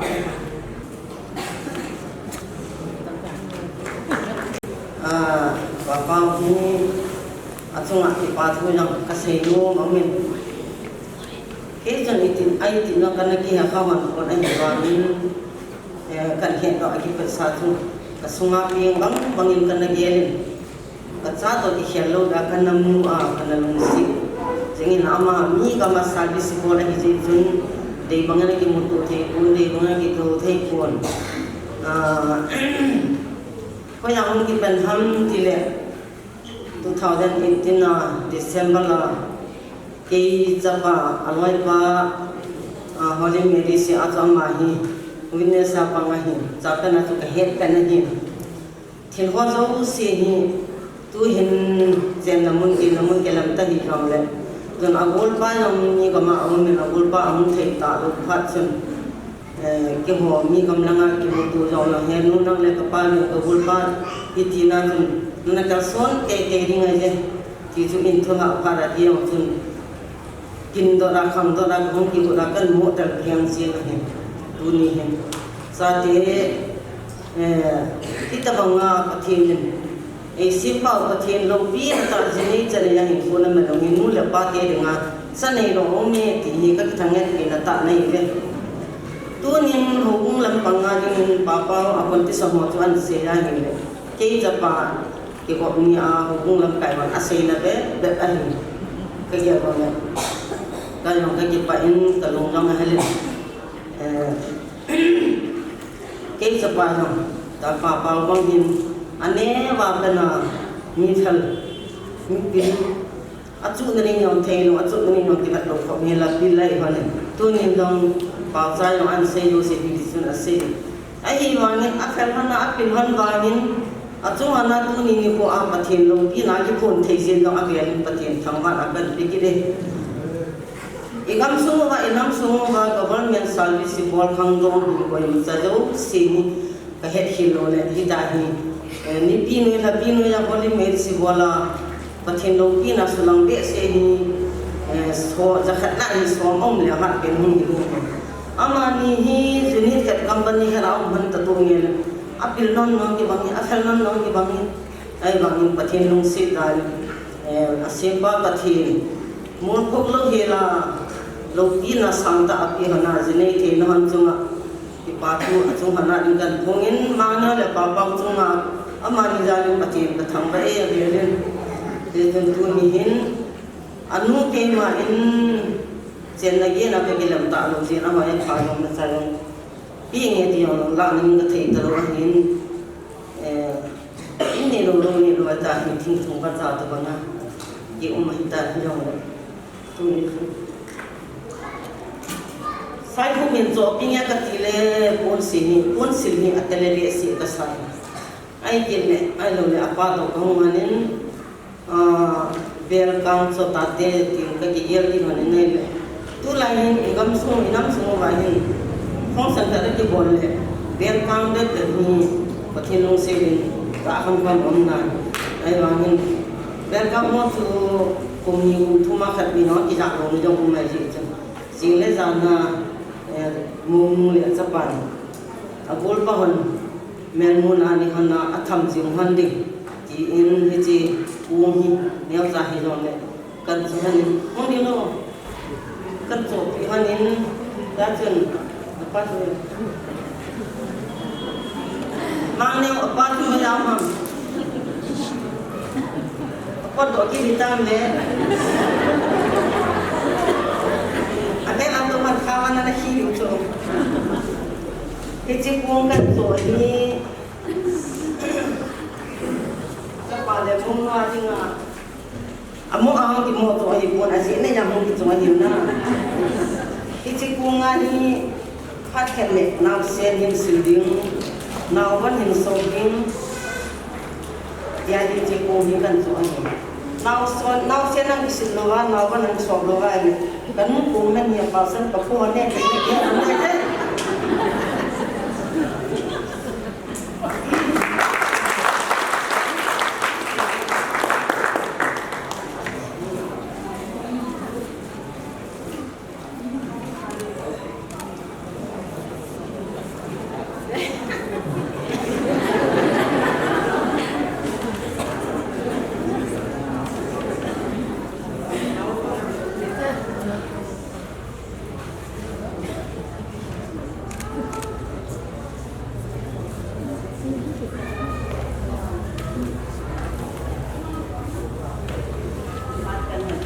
san suy tan thế cái vậy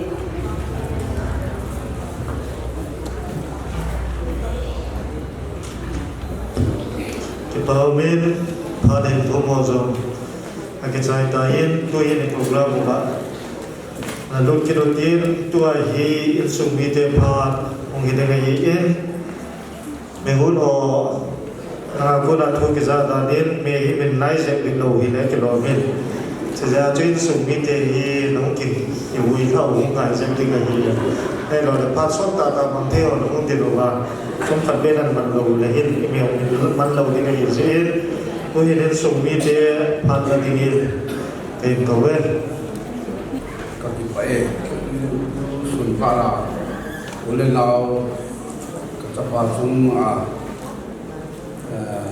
cả xuân hoa dấu sẽ là thiên minh là chúng chỉ vào cả thu cái hình xe tôi này hình quân tập quan hình xe đấy thu tôi xe đi tâm mình ấy lấy này để hình khăn chắc cái xe luôn đấy program apa là ăn sao cái sung là đấy họ sẽ cuốn cái tin ai là sẽ cuốn cái tin trong đấy các chấp bài ra về gì đây thì rồi đâu mấy khách xuân gì đây thì là sẽ đến cầu cái anh lên làm khá là tôi nhìn các chấp bài thì Lunkhopao gì đây là tin trong ngày các ngày của linh các cái bài hệ gì vậy anh lên làm khá là kêu hi cái hi các tin đó ai là hình không thu hình nhiều cái xe rồi là cái mốc thì anh cái xe đi đâu rồi thông là lo hầm nặng dunia này cái gì này cái xe đó Ahsi nó không quên cái ghế này là kiểu he Haokip te bằng sáng te cái gì cũng như cái chấp bà này bọn này team kiểu he Haokip te cái bọn này team đâu thằng này hay này team anh này nơi ở mọi cái cầm nu cái nào ba gì nó dùng hay này team na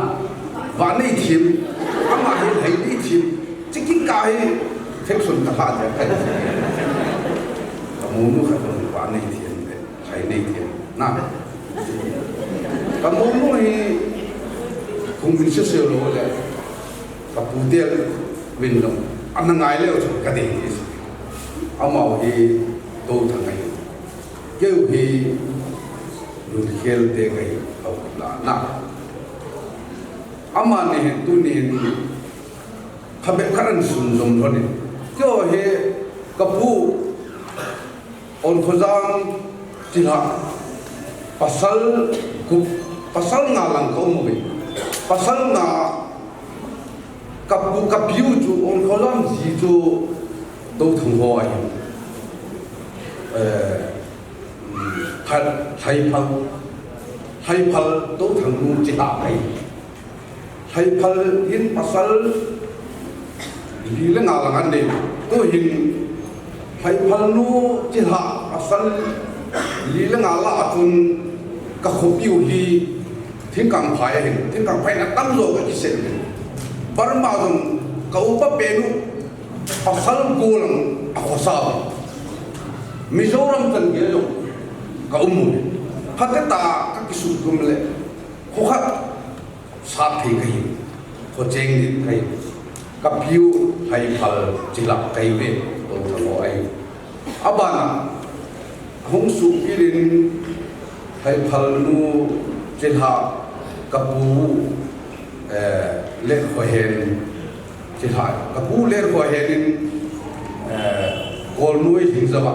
không bị tệ ảnh lại, ama hạ chân pasal đi được không khai được cái hồ sơ sẽ chân, ale kapai he thằng khulu này, kapai mình kapai he kapute thô mình cái hình lao thì thằng ấy đem on, có chút hết thì kapute tôi thằng hồ mình ăn làm thằng khulun Lunkhopao ai bảo trái thằng khulun Lunkhopao ai amai kaputeo kapisol ba kun to ko ain lagi na he thêm nào à có chỉ số hung hít tổ cái kapai hiệp quốc tế cái mà sung vi tế hiệp quốc tế anh lại kapai tôi hiện cái anh hi cái nghề hi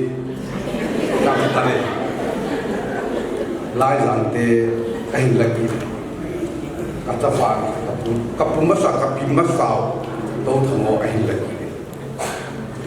chechon hitin tau thango to ki ho he tang i khat kai tau thang chi la kai be ti pa so kapute da ja kai se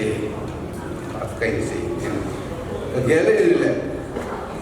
ka se di tama min hin lo headline kan vai ha jing ni chút thì tôi hiện tôi hiện trong các tập bản Lunkhopao thằng Lunkhopao ông đi aman đi chúng mà hiện các ghé lên các tập bản hiện cả hệ tu chung kinh anh này hiện các ghé lên này là December Christmas bulan suti ông này tôi mà làm số kia cái tập hội mà chúng ta đi gì cái này để tặng cái thu mặc tốt gì ngày không ngày ai phát cái ngày tôi này là phát là biết chuyện tôi này là cá dùng cổ rồi cá dùng cổ hòm con phát là biết chuyện gì tôi này là cá hòm lố kia là gia đình khác bên này làm cái này hết phát sinh lôi là bài cái tiền bạc mình thì ra cũng càng xuân này ngay các cái bài nóng đâu xí à về lên tập trung vào và thu cái sự kiện này chấp ba ni lệ nung mây thùng cái này giá cái hồ hệ cái ghế này này cái chân núi cái hồi xuống hình cái ba hình 1940 học cần phát hiện đan thình hiện quốc tế na anh lại ba hàng đan thình cái bạn gì anh này abana kapa ko ya khom khan kanula kapa ki chen he ti to bari kanula kapa chun som ngale get ham kan sung sport te he ko te chu dan thing an ki chen abana ke chu nga pa hsb Haokip pa in ko te ni som gup le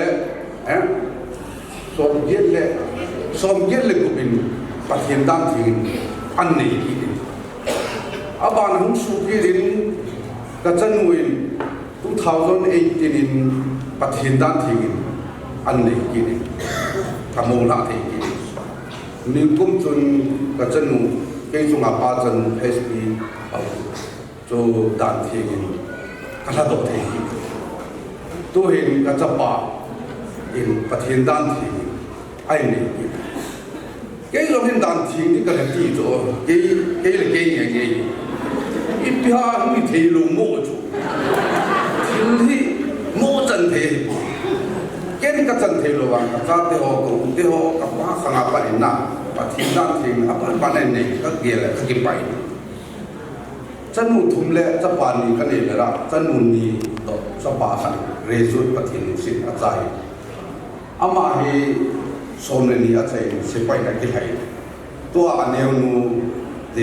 boy ung ding le ung ding to khat boy amai ka chan nu aneu pe na hi amai tu le tun 11 asimen reiban thumin rezu dei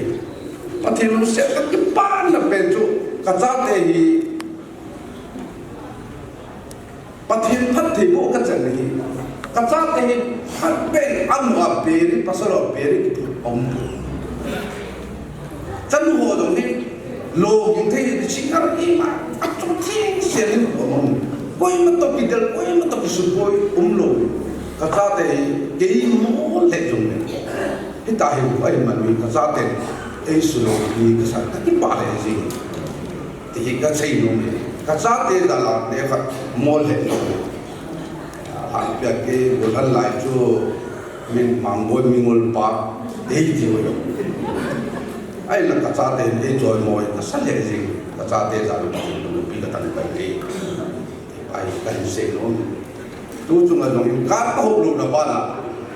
boy cá tôm bông bôi tê cha lên để thêm bò lên tê cái gì này cái pass này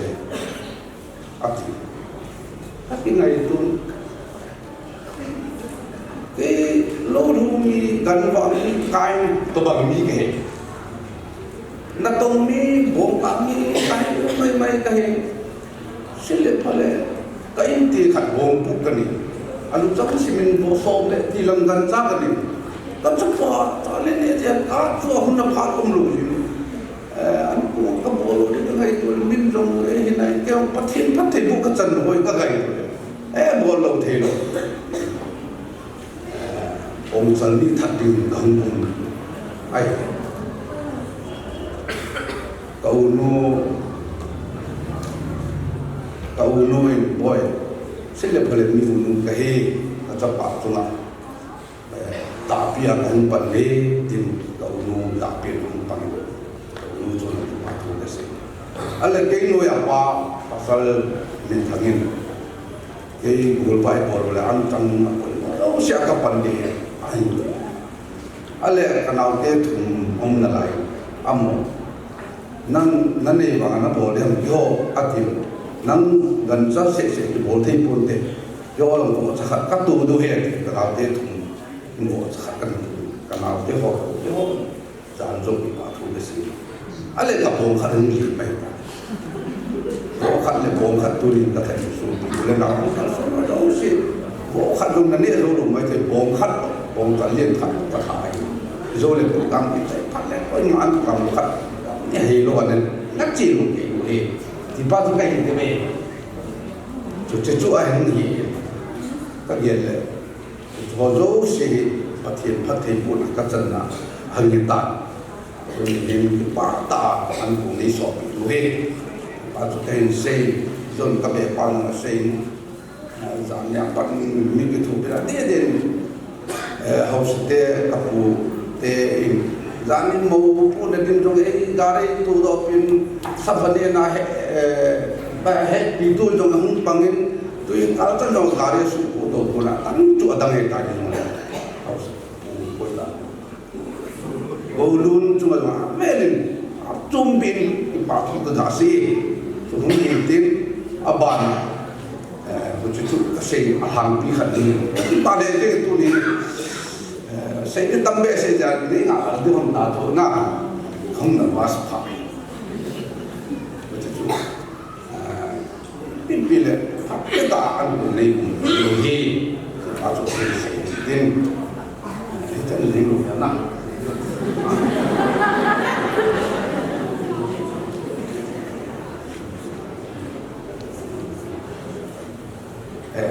nếu các accident may có hiện nào ya so ini kan karan ji aban to din tham ni ngồi aban ban tum ta ni na sinh ra cái lỗ ngồi chui trần tru cái gì na các bạn cầm la các bạn để vào cái tru cái gì hết cái xuân sa thôi na cái gì nó đi sai đi nào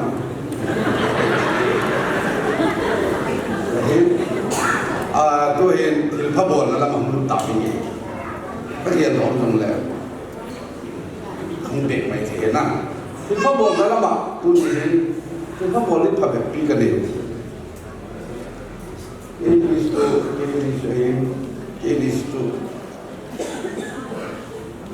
cái nó lo đi nào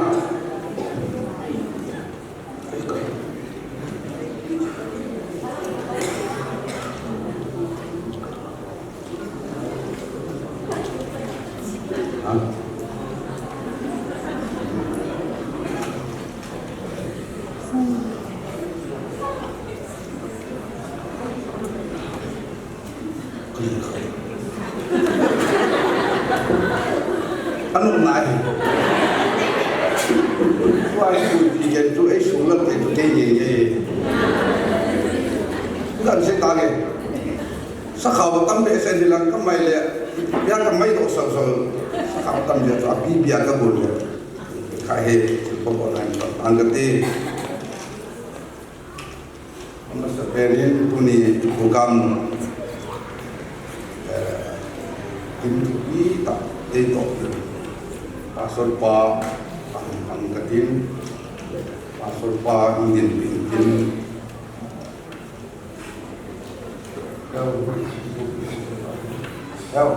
kau koi ilang ang toko de bunay pasal pa insan ini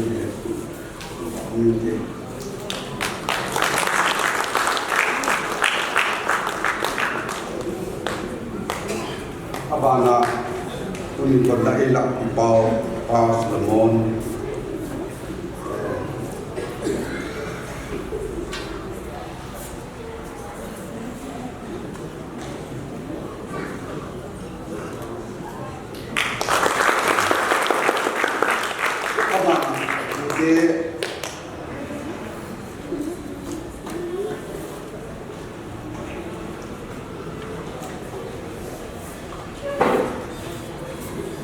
tôi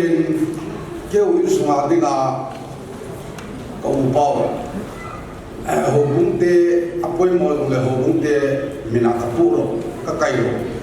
những số ngã nhiều ba cái đường nhiều ba cái cây rồi cầu giang hồ bún tê nhiều ba những gì đó là pan tê những số ngã áp quay mồi là những số ngã tháp rồi hồ bún áp quay mồi là hồ bún áp tháp rồi Mula panalahi abana nukte lana kanu pite lana katapa de na pite ke aja kanu na kapin nu aunsun kapin na kanu neo tena kanu supi kanu lene kan lek ponian pau hing nu kanu ngai amo tu kanu so bio pau ta pite au sun ai me abana ke langa kanu ne zahat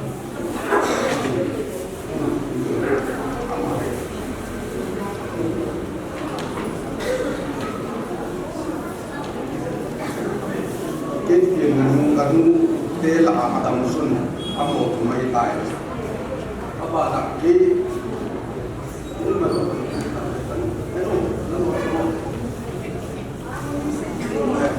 amo tai kan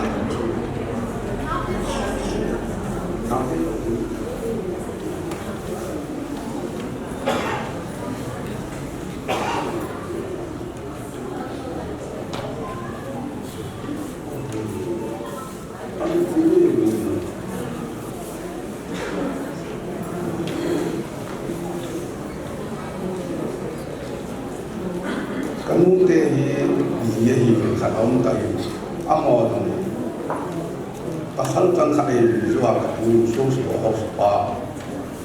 pasal tangkat subi ini ini kamu tak ni kini muto anu yang muto itu min idam amor kamu teh onsu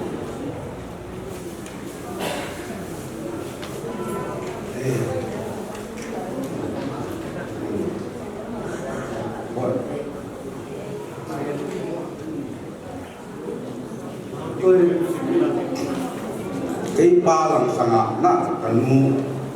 adam sunai amal kanu te hoye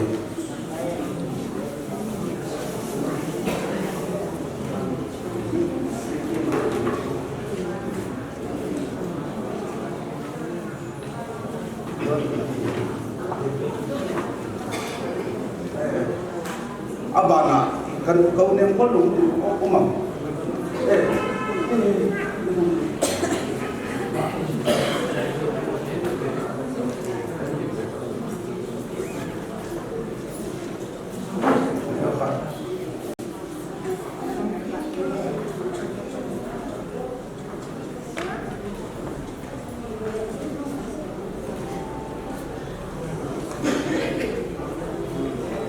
kapalang sana kanu ang sulayin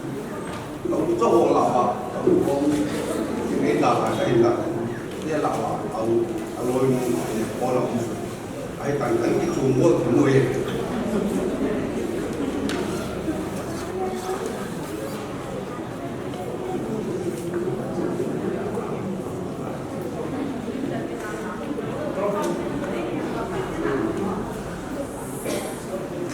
cái bộ program này giờ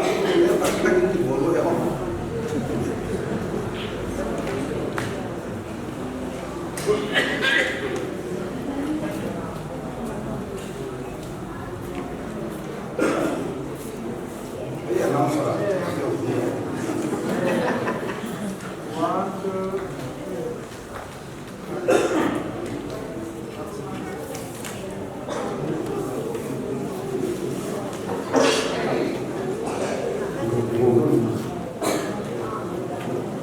ông sập cùng luôn cũng đó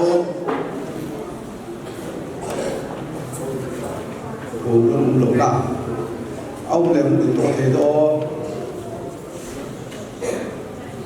hay là ông ta lỗ lẹ ông tan tiếng nó cầu lẹ ai thế lẹ cùng luôn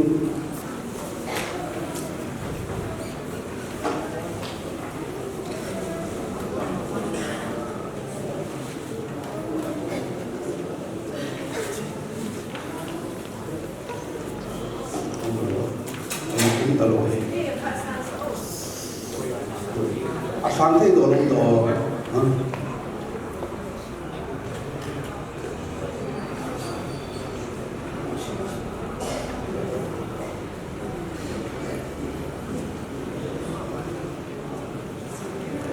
ama zo le program nung atu aman ku le kilom zo le la se le pi la ke lo ama he zo lo mai te ama he lo pi de wa ku ti ma pi ku le kilom e ho mu le kilom e ta tin ti chan ju se ding a wo mo a kai ni he la chu kai se le do le ti ni su ni ya ku go lun ngo Pipile mi boichi lang ipilong le amahe zanin kamunu impupin jale aban tu kansa no impupin kulanga ihongna witness hausa injong toin aki ahilai lai ang so kan pau be sen amahe tahui ko kan sin no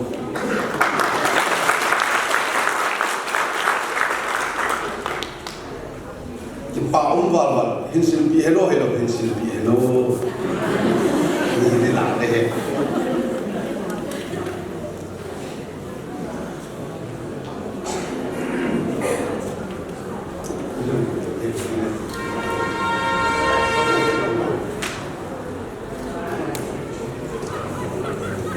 Ejam kuri ka til on ka til tu. Pausa putia langa ilon.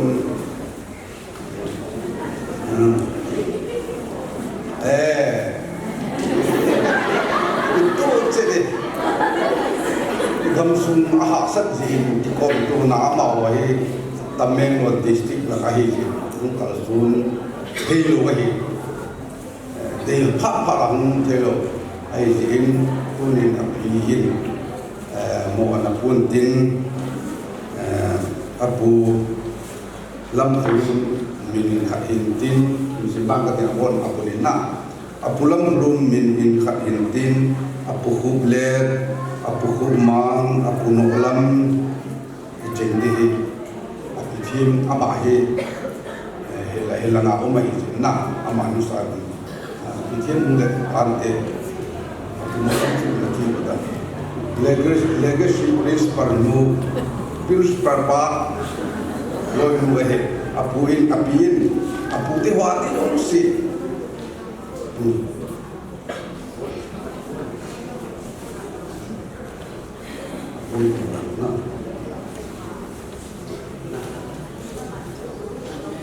khare lo akko makla wi sakat sai we amo lo hoy ahung di wai le aro pi din te ngai ai hin na hoi pi ma boy pi nang ma boy ina ngam sun sun be nang man ki san bu pi api hoi pi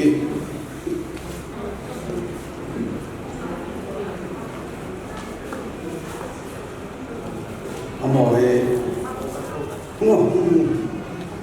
ila nga uma hi je amo si de pi ko la nga bu ya de ba ang the lo bo he ko ne amo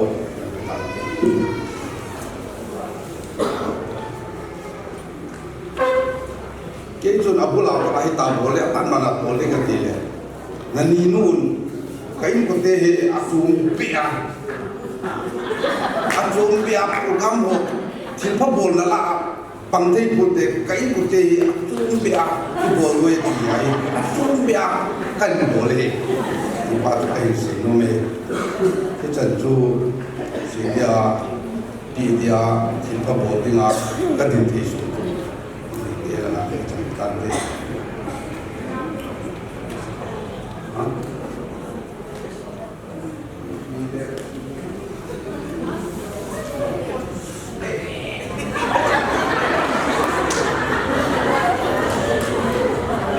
dia akan boleh itu di bol pai na fi ta ka pha na nal tu la to ni se wala to he awana a ground suna ho kan boleh to he ba kai hen pai ground suna ho suna na kan boleh cũng thế thì họ bảo là cũng theo cảnh của nuôi mình cũng là cái sản phẩm thế mà mình khắc chế mình khắc chế cái gì cái nó tụi mình cái là cái quan mi thúc đi tám mi kỹ ngang mà cũng upapun thì cái sản phẩm thế khang lai na ko na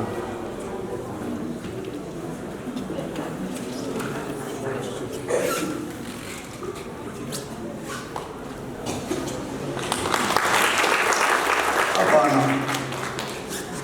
ipi bile son thep de ucha ki bo ati bang ka chan mu long program ma umai ka le ka chan zo kim zong le phan tin ama ka ko le ama he nunga thi ngai ai an tina bang tu aloi pa apau le kilom na hi lo ni chan na thi ngai pa tu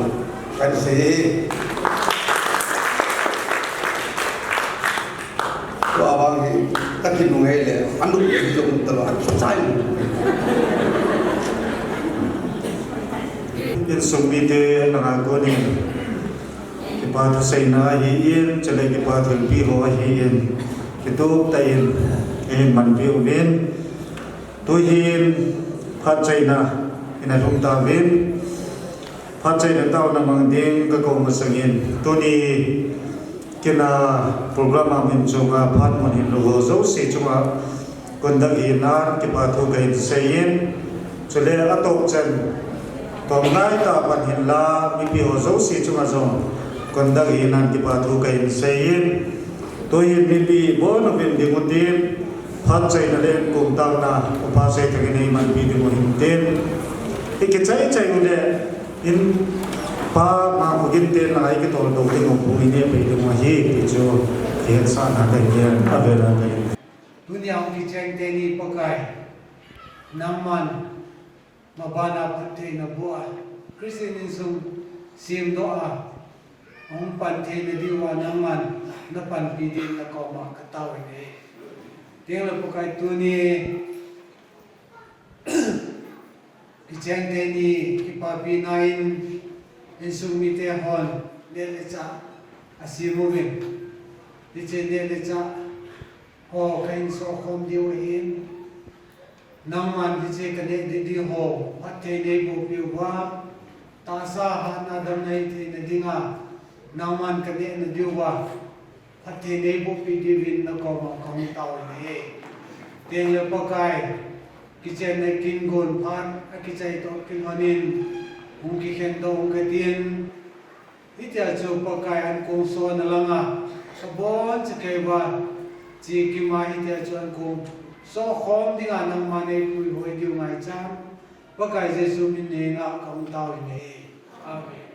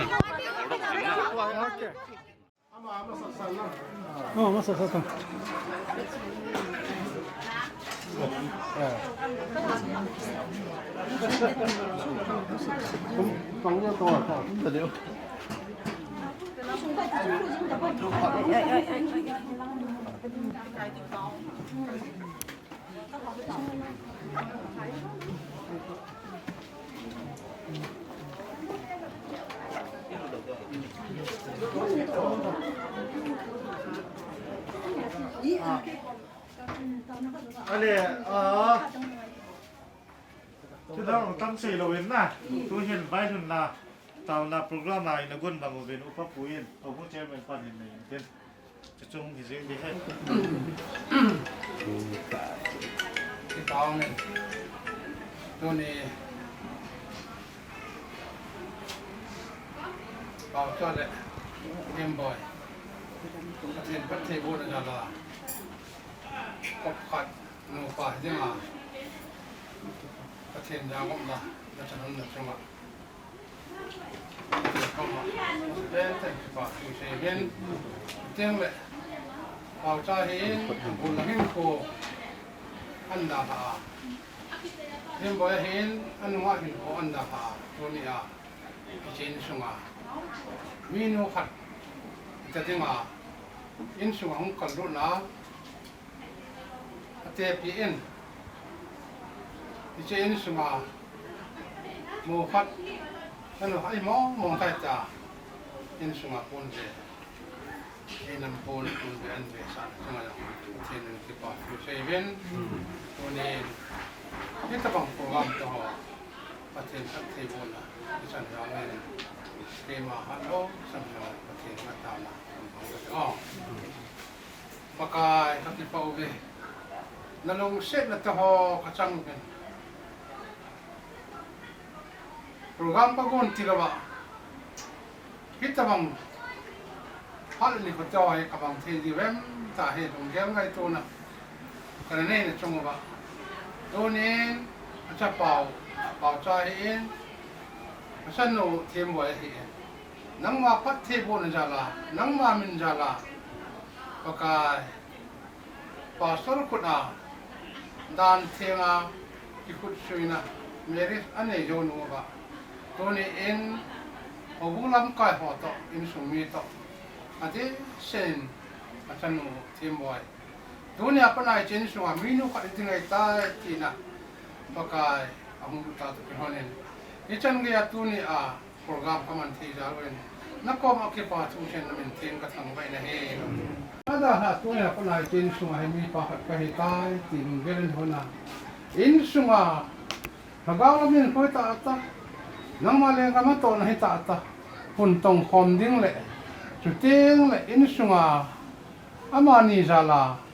in sung ki vai hom na ha ta hung che la the yung na ding in tu ni hin in sunga hung lu ta ki la nin Kiman hana chain, napan pinana ki thumi na ngai chain, น่าสงกระทุ่มปีนะเฮอาเตปีโตอาเตปูโตที่งานโตตาหินโคอามันเทวันดิ่งจงนั่งน้ำมันลุงยังไงตัวนั้นตัวนั่งมันสูบบุหรี่ปีอาลุงปีโคตาในเทนดิ่งจงปากไก่นั่งมันอาลุงทิมชุดนั่งมันทุ่มเสดิ่งนั่งปันปีนั่งไงฉันนั่งปะตามปีนะเฮปากไก่ตัวนี้เห็นสุวรรณรู้ตักพิลนะปากไก่มาบ้านนับพัดเทบนอาจารย์เทนนี่วันตักพิลนะเกี่ยมันนั่งใจนับพันปีนั่งไงจ้านะสมัยปัจจุบันนั่งกระต่ายนั่งตัวน้ำมันพัดเทนี่บุกปีนเทนหาชุนปากไก่จะสุดที่กำลังของตัวเฮ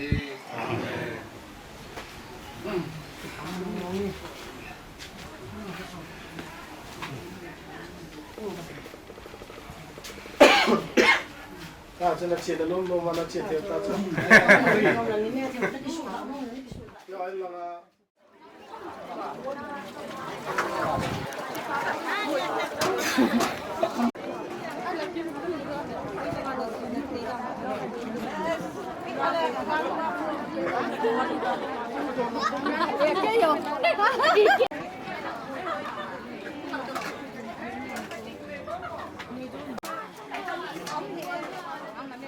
ก็ให้กันเนี่ยต่างในเราดิอ้อ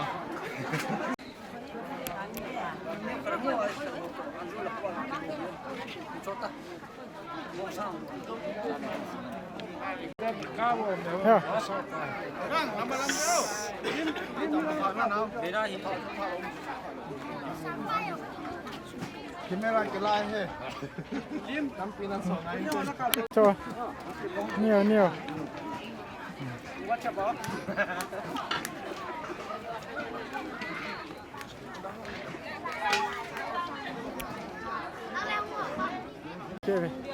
anh nhẹ cái chân gan bún nè tàu xì nè được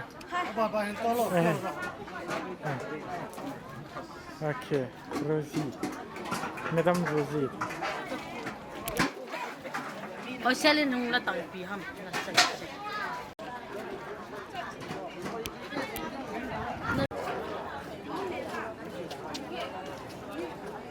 video का काम है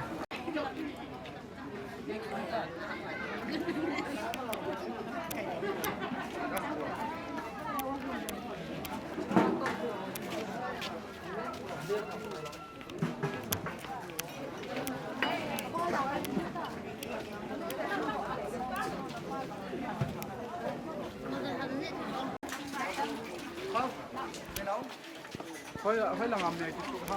đi đâu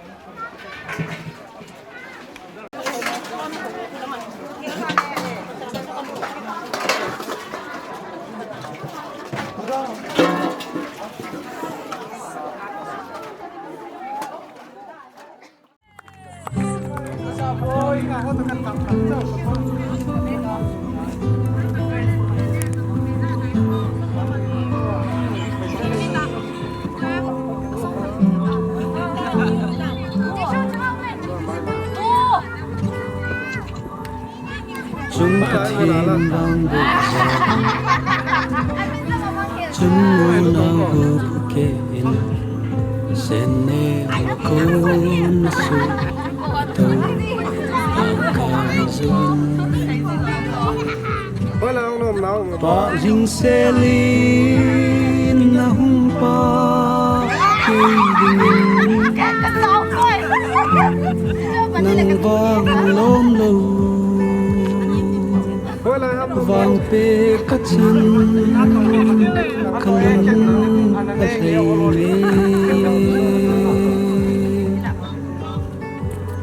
lối lego in na kipo in a hapapo kan pe papo chung lam thiên con kidang sen ang koi ding zo in ei pe kadin sam kim lemon na ei petai nang vang na lungdam ei pe pathen lâu pi na chang jing hen kalung se jing ni kamay lu jing ni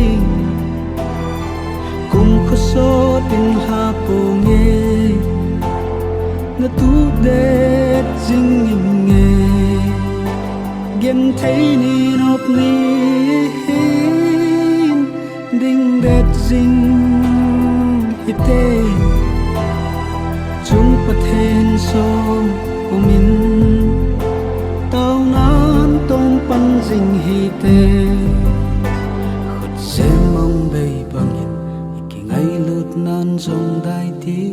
nay đã hẹn